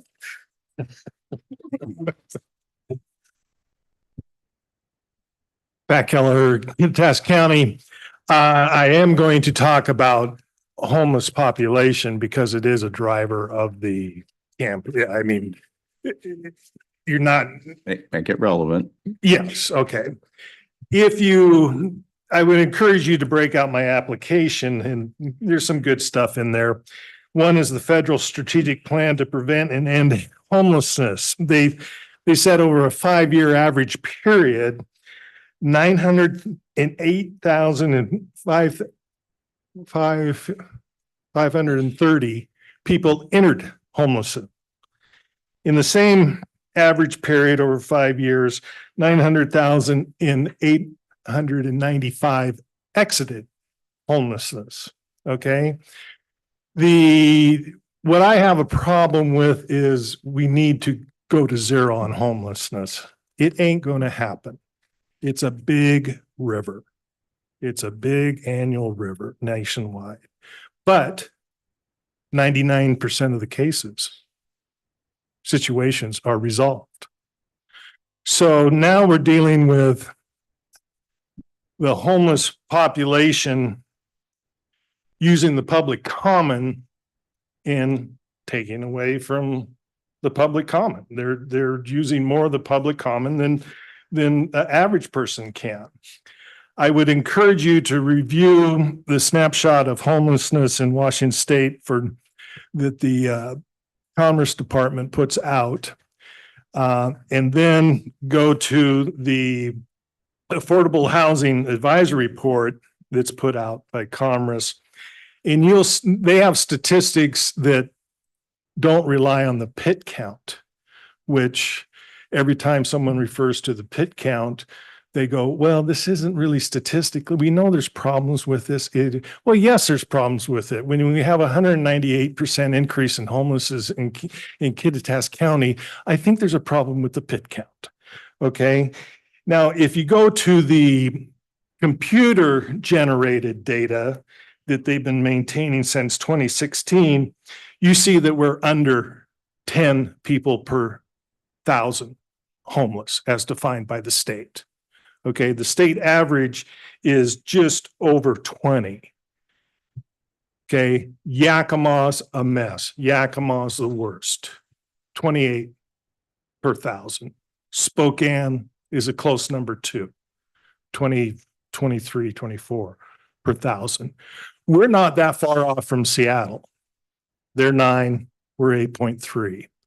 So it'll be interesting on how we resolve this. Thank you. Anybody else? Okay, council.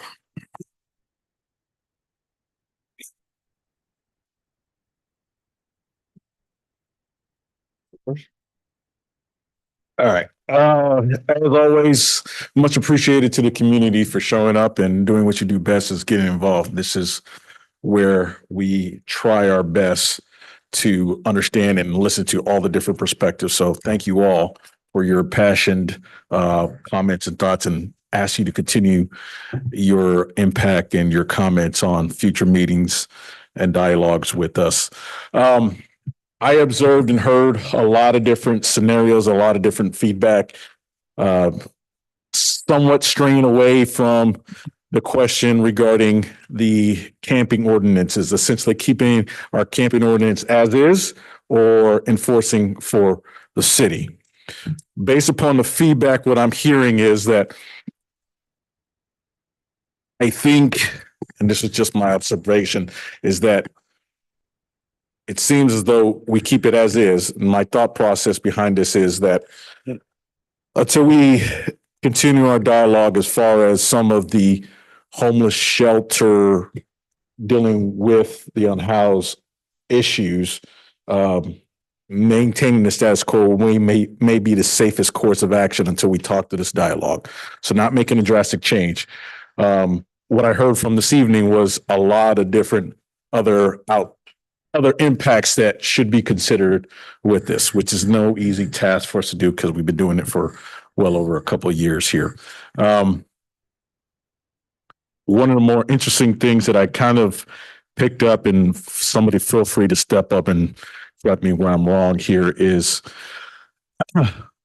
one, I heard the issues as far as the resources to be able to deal with our community. I think everyone is aware, if you're not, treating things like behavioral health and those kinds of things is not a Ellensburg issue or Kittitas County. It's a national issue from an employment standpoint. We don't have the resources of the country as a world really right now. There's just not enough people in the field to be able to fill that resource. So drastically, and quickly. Unfortunately, there are more people that are having mental health issues that need to be addressed and just not enough bodies to help serve them. And these are from people that are healthy, have jobs, that are here in council, and, you know, that have the resources to be able to pay for those services, let alone someone that does not. So unfortunately, that is a continuing dialogue, and maybe we can come up with an interesting option with city, the university, and how we serve that, working with some of our local resources. The other aspect of this that I continue to hear is the difference between cold weather shelter versus shelter throughout the year. So the city, following some of our recent decisions, is working on a plan to at least establish a cold weather shelter to address our needs for this upcoming winter. So that's the bridge until we figure out kind of a long-term solution. A lot of the feedback that I heard from the public is that continuing dialogue of that we just deal with just a cold weather, addressing this as a cold weather issue or a year-round issue. I mentioned this in several other meetings. I mentioned it again. Whether you have strictly a cold weather or if you have a year-round, the people that are homeless are in our community today. They haven't gone anywhere. They're still here. All those places that you're concerned about them being, they already are. It's a matter of what are we doing with these ordinances and what are we doing in what particular time of the year. So those are just comments and observations. Feel free to come back, question me on those kinds of things. If I misquoted you or misrepresented what I thought I heard, please let me know. But this is just me absorbing the information at this time. Okay. So you started off with, hey, I want to do this. Was that a motion? That was not a motion. That was an observation based upon comments, is that I think that we should just keep it as is and not change it for the time being until we have some more dialogue. Sounds like a motion, so we can start. All right, great. It's a motion. There you go. Second that. Do we have a motion and second to take recommendation 2, page 123, 127, which essentially leaves the camping regulations as is. And again, that we're going to limit the conversation to the camping conversation. So maker of the motion gets to speak first.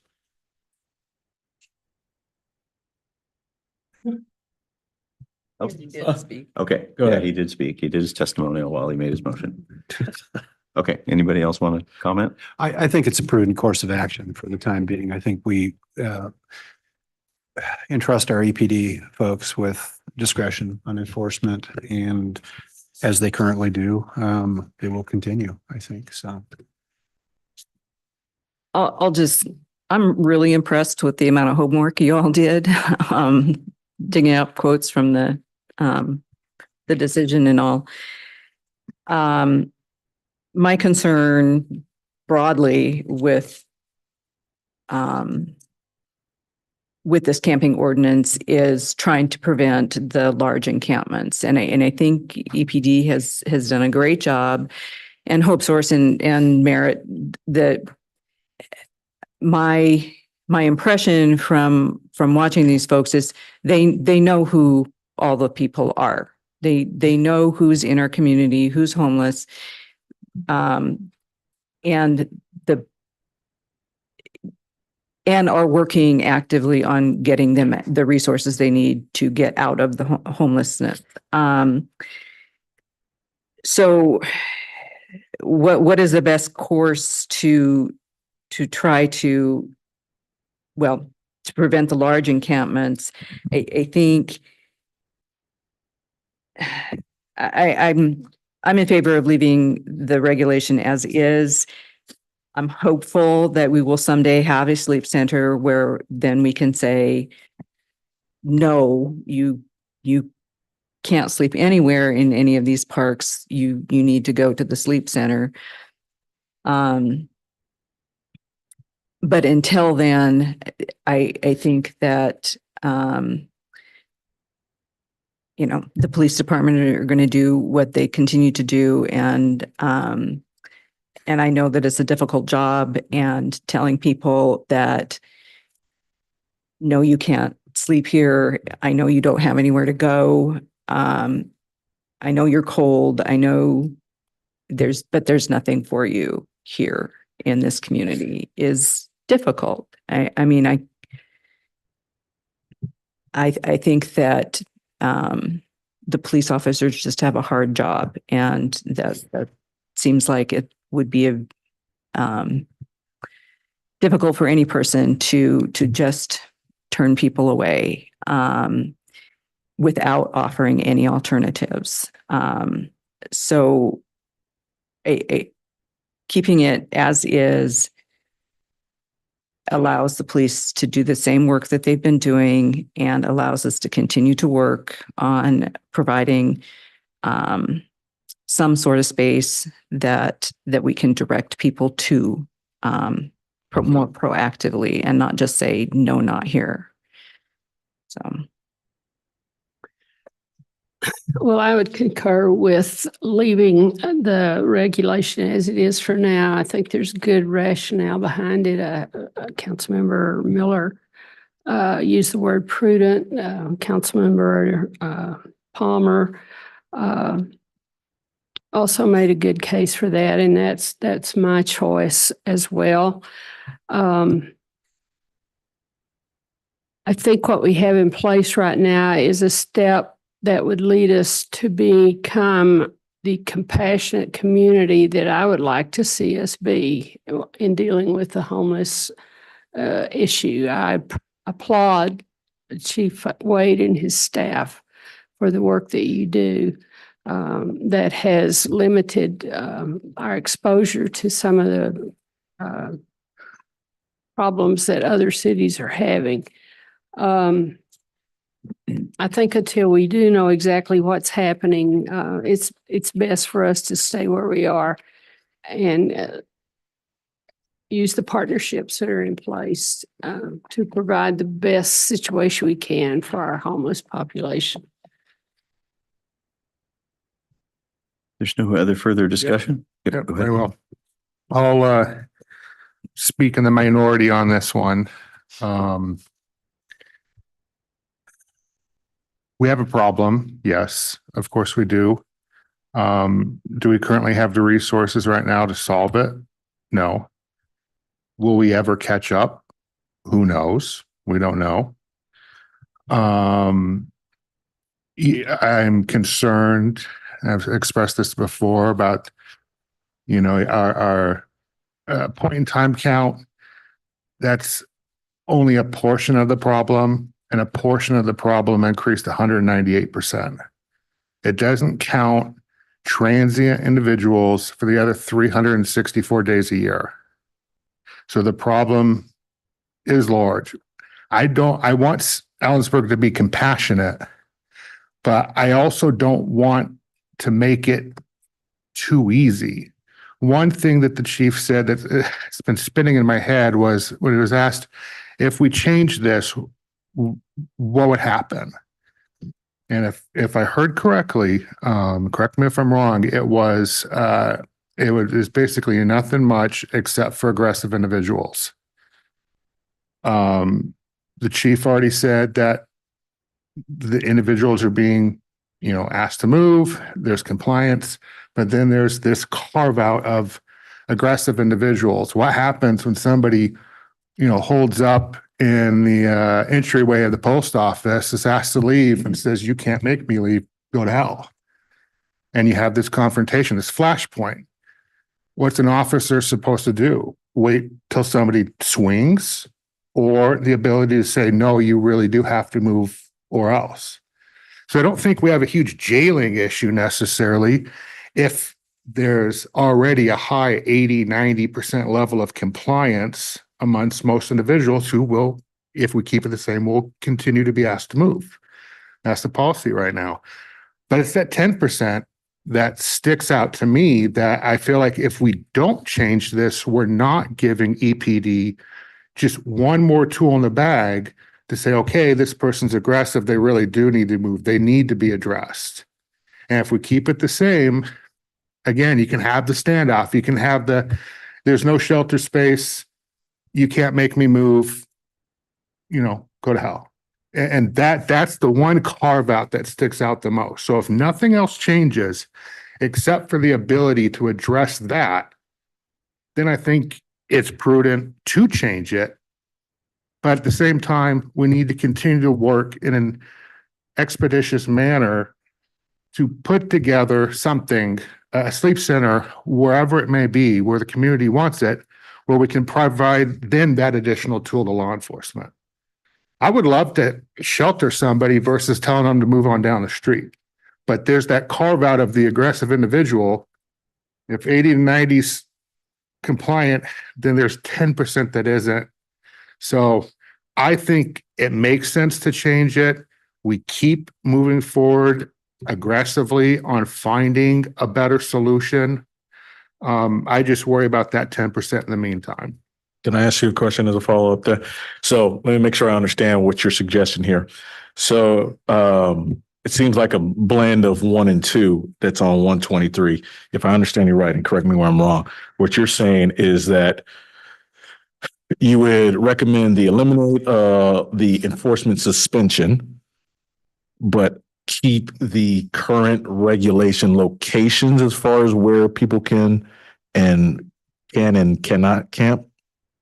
Is that what you're saying? Or are you just trying to? Yeah, no, well, I what I'm trying to say is remove the suspension of enforcement so that law enforcement has the ability to deal with that edge case. Okay. They're already asking, could you please move? And they move. So I don't think it's a big jailing issue because law enforcement always has discretion. They're the ones there present. You ask somebody to move and they do, there's no jail. I don't think there's anything in this that says we found somebody sleeping, it's, outside the post office. They have to go to jail. So we're just carving out one more tool that says if somebody's aggressive, they can't tell you to go to hell. I'm within the law. And I see that one carve out. So I'm sympathetic to the entire situation. I've been up to my ears in it, like everybody else on this council. We all care, but I see that carve out as being an issue unless we address it by allowing law enforcement to enforce our laws. So I want to get a clarification through a question to Terry. The difference between 1 and 2 in description of all public places that's noted in number 1 versus leaving camping as is. As if we're leaving as is that all public spaces or is there a different definition? Or is it certain locations? If you leave it as is, it can be enforced in certain locations. Enforced in certain locations. So this goes back to you, Josh, as far as the ability to eliminate the enforcement suspension. Are you looking for it for all public places or at least where we currently restrict it? I would think at a minimum where we already do restrict it. Okay. It certainly could be broader. My main point isn't so much the scope of where it's that wherever somebody is, they do have, they are there, they're saying no. Mm-hmm. Then law enforcement can't just say, well, our hands are tied because we don't have a sleep center. Mm-hmm. It's and what the language is on in terms of exactly where and when. I think that's something that's got to be explored a little bit and defined a little bit better. I don't have all that information. I'm sorry, I'm repeating myself now. It's just that 5%, that 10% where somebody now under this code technically could be there, does not listen to law enforcement. And then what does law enforcement do? Leave somebody who's aggressive towards law enforcement in a place they shouldn't be and walk away? I could see a number of issues dominoing down from there. So, I'm going to sort of sum up. We're negating the very real avenue that some people take where you don't access the criminal justice system. You access the 911 system. Yeah. You call for $1,000 ambulance ride to a $4,000 bed in the emergency room and they cannot discharge you and you're going to get fed and you're going to stay the night and they're going to take care of you. And there's nothing you can do about that to change that. And that's $5,000. And that's an impact to our community. We're making the assumption that every interaction is going to be with law enforcement, negating the reality that they end up in the emergency room. I worked for 2 years at Harborview. Yeah. I know what that impact is. And so people seek shelter in the way that makes sense to them. And sometimes it's incredibly costly to the system. It's incredibly costly. It may actually have personal cost to them. So we're making assumptions about where people end up. Like, this is a law enforcement issue. This is a public health issue. There's a whole bunch of issues wrapped up in here. And again, I get what you're saying. I want law enforcement to have the ability to take care of the issues that they need to. I trust that I'm not hearing a police chief telling me you need to change this, advocating. And if he did, my opinion would be different.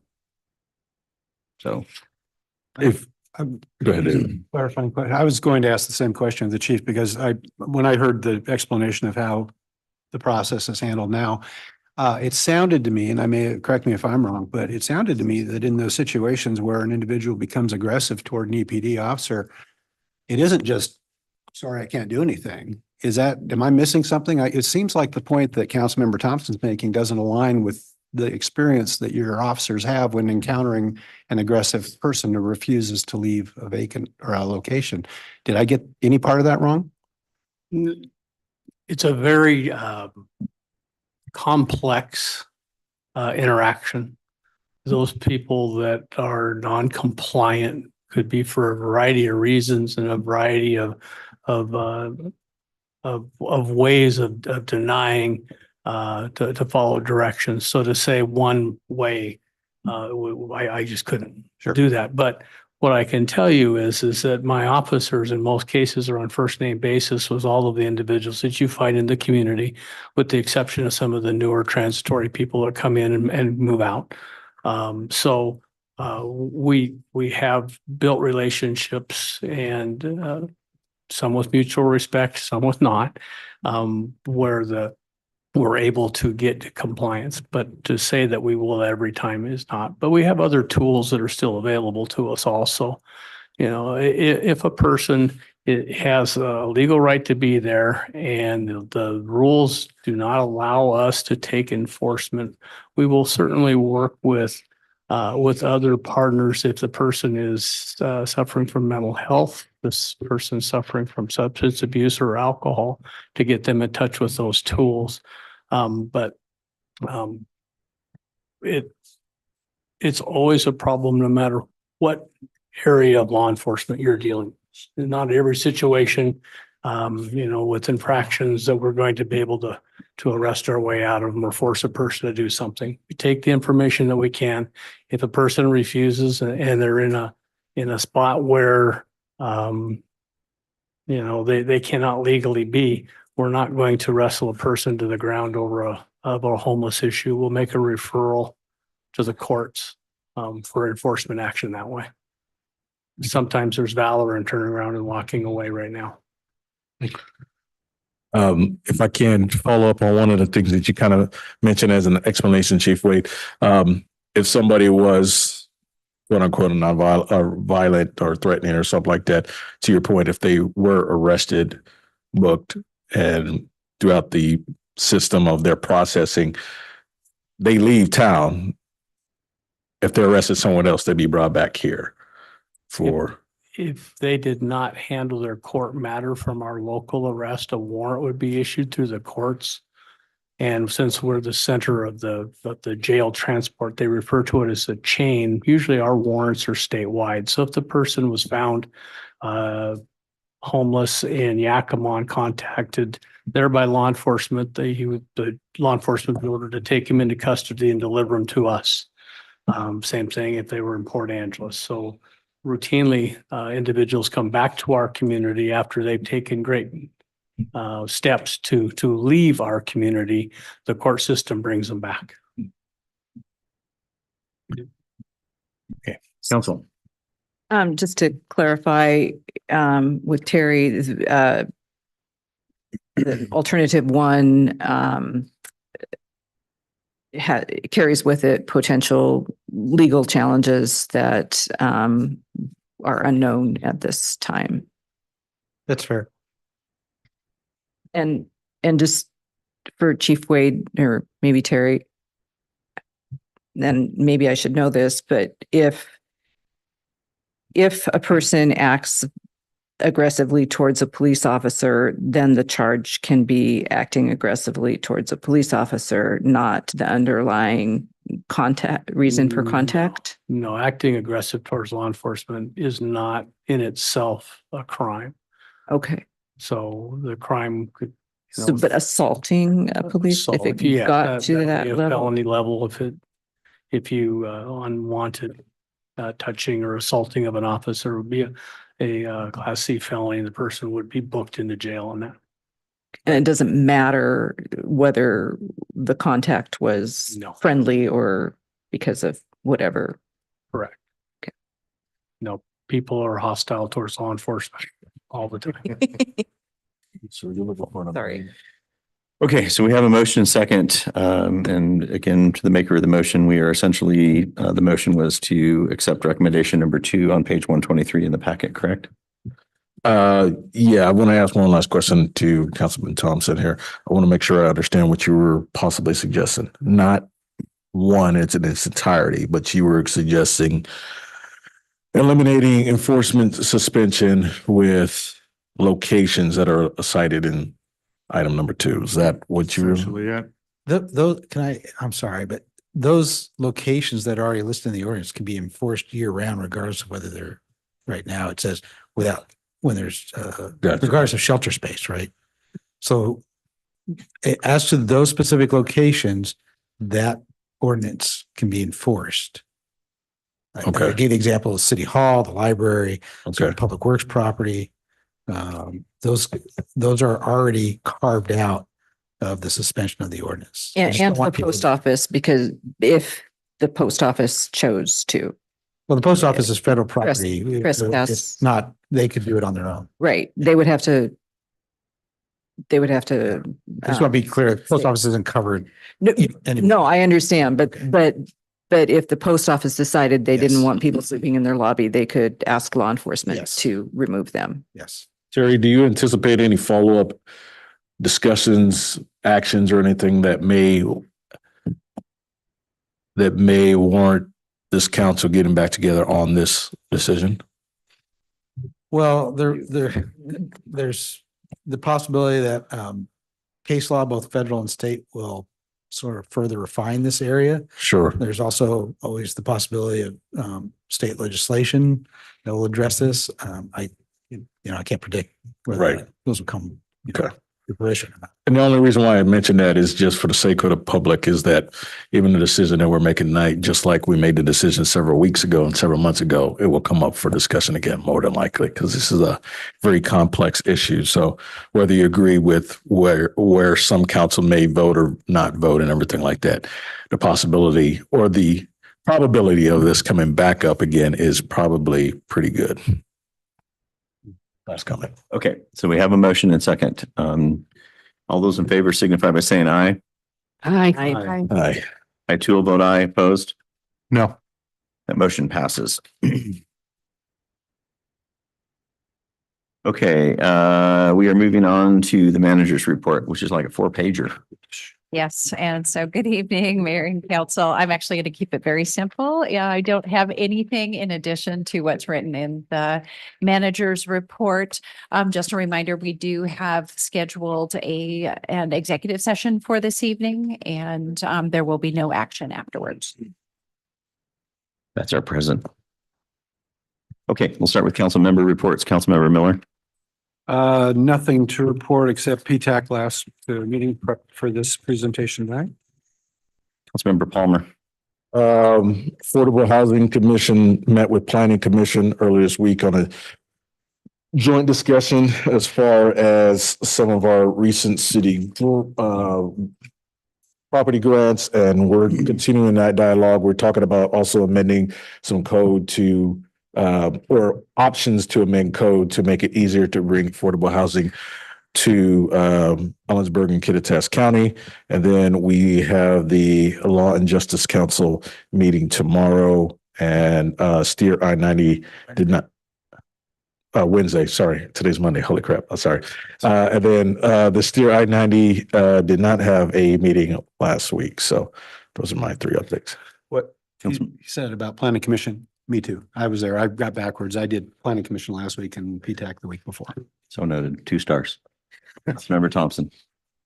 Not much. Parks, didn't have quorum, so we didn't meet. And landmarks, we were doing interviews, one of which we approved tonight, which I'm very happy with. That's it, short and sweet. Member Sarah. Like Josh said, no parks. We've got new people coming soon, so hopefully we'll be on board. My schedule didn't allow me to make it to the library this past week, unfortunately. Lodging tax, we had a great meeting with Chamber where they kind of gave all of our new people that have never been through the process, kind of a 101 on the grant process. So that was very educational. And they also gave us a very informative on the searches for Ellensburg and for the city in itself. And I found it quite interesting. Obviously, the Ellensburg Blue was top of the list of the things it is, but the other one was the barn quilts. I just found it fascinating. And they're working on doing a kind of a interactive tour that you can do like through your radio or your GPS so that you can tour all of the barn quilts through our area. And so I think that's just kind of a fun little tidbit about Ellensburg. And I think, and then KitCom, in the process of looking for our new director. Interviews will be starting soon. They've got quite a few qualified applicants. So, and then there will be a levy coming to the voters, the first part of August. Let's clarify that. Hospital District 2 voters only. There's no Oh, levy for anybody living in Hospital District 1. Okay, This is I the Hospital apologize. District 2 only. It's a maintenance and operations level, or it's an operational levy for the AMS service in Upper Kittitas County. All right, thank you very I was much. confused when I read my voters pamphlet. Oh, right. You're not voting on it. Okay, have to live thank in you, Hospital Rich. District 2. Okay. So, I'm participating in the cold weather shelter action team and County Homeless Affordable Committee to rewrite the 5-year plan for homeless and affordable housing. And those 2 committees are meeting pretty regularly. We'll be interviewing our 4th candidate for the position that's left on the DEI Commission tomorrow. And hopefully we'll be coming forth with a decision of who we'd like to recommend later this week. I'm presenting on behalf of the Homeless Affordable Housing Committee a proposal to the Board of County Commissioners tomorrow to approve funding a request from the IOOF for its affordable housing, first phase of its affordable housing project. And then COG meets Wednesday night. I attended the cybersecurity audit exit interviews, and the team from the Secretary of State's office had high praise for our staff, which they usually do, for being responsive and addressing some of the issues that came up as the process was moving forward. And what they did was simulate an attack and tried to find the vulnerabilities in our system. And so the intent now is to fix the things that were identified and then re-audit in a few years to see how we do then. The Utility Advisory Committee meeting that is coming up on Wednesday was canceled. The Airport Advisory Committee from July was canceled. And I think I sent you all an invitation to the Yakima Basin Fish and Wildlife Recovery Board annual meeting, which those tours of the projects are kind of fun if you'd like to get out in the woods and walk around, look at streams.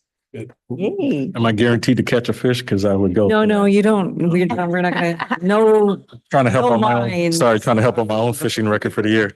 So, But you might find some good fishing spots. So that's it.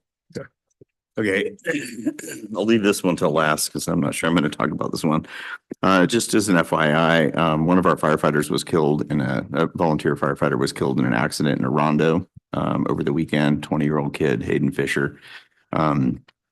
We will be helping him get home to his family shortly.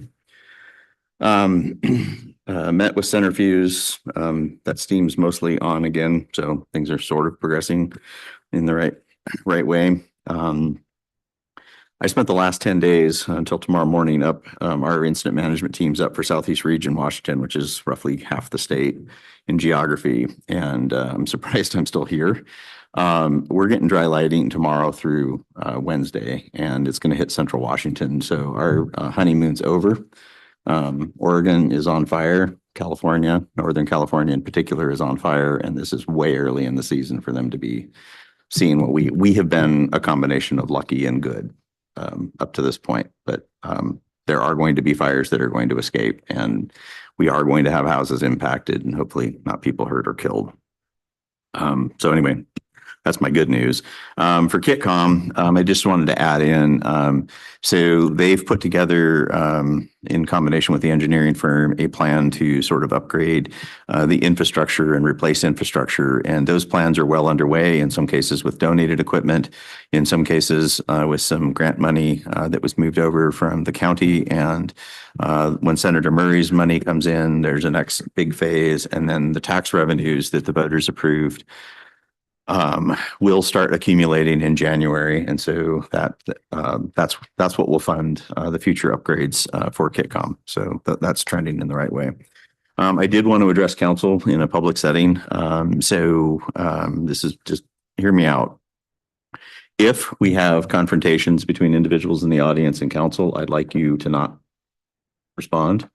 I think as a council, we'll absorb it and we will have a council response to those confrontations, and I'll do a better job of managing those. That seem reasonable in a council meeting? Yeah. You guys can do whatever you want when you're away from here. We're going to break for an executive session. This is RCW 4230-110-1Q. This is a greenhouse gas auction bidding information that was recently made legal that we can actually talk about in executive session. So that's one thing we do in the legislature. Under RCW 70A 651008. And do we expect action and how long? We do not expect action 15 minutes. 15 minutes, and the only action we have when we come back is we're going to adjourn.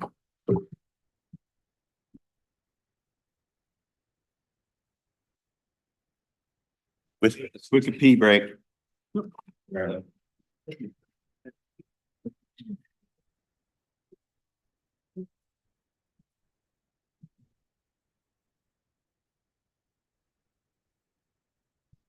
Spend the money back.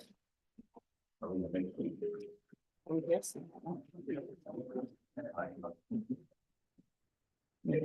small patient 1126 Rainier Drive. Patient 21 small patient 1126 Rainier Drive.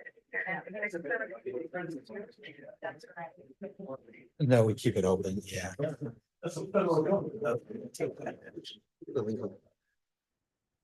I mean.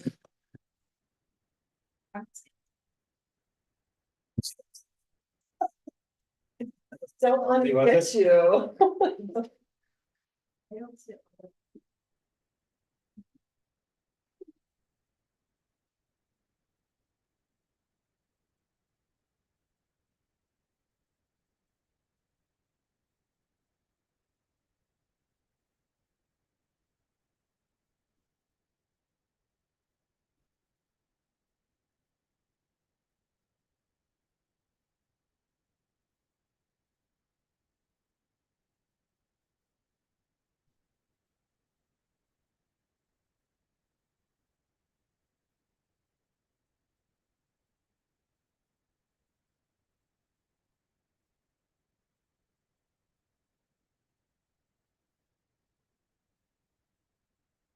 Missing all the fun. Oh, don't be missing out. Left turn, go in the parking lot instead, right?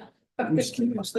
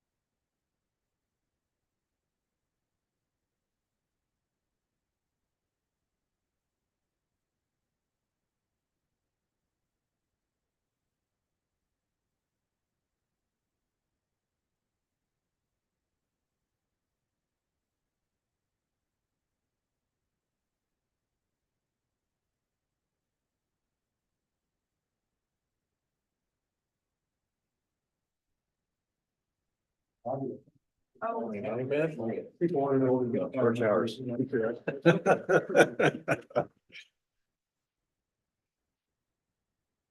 There are four of us in here. We are adjourned. Okay. All right, there we go.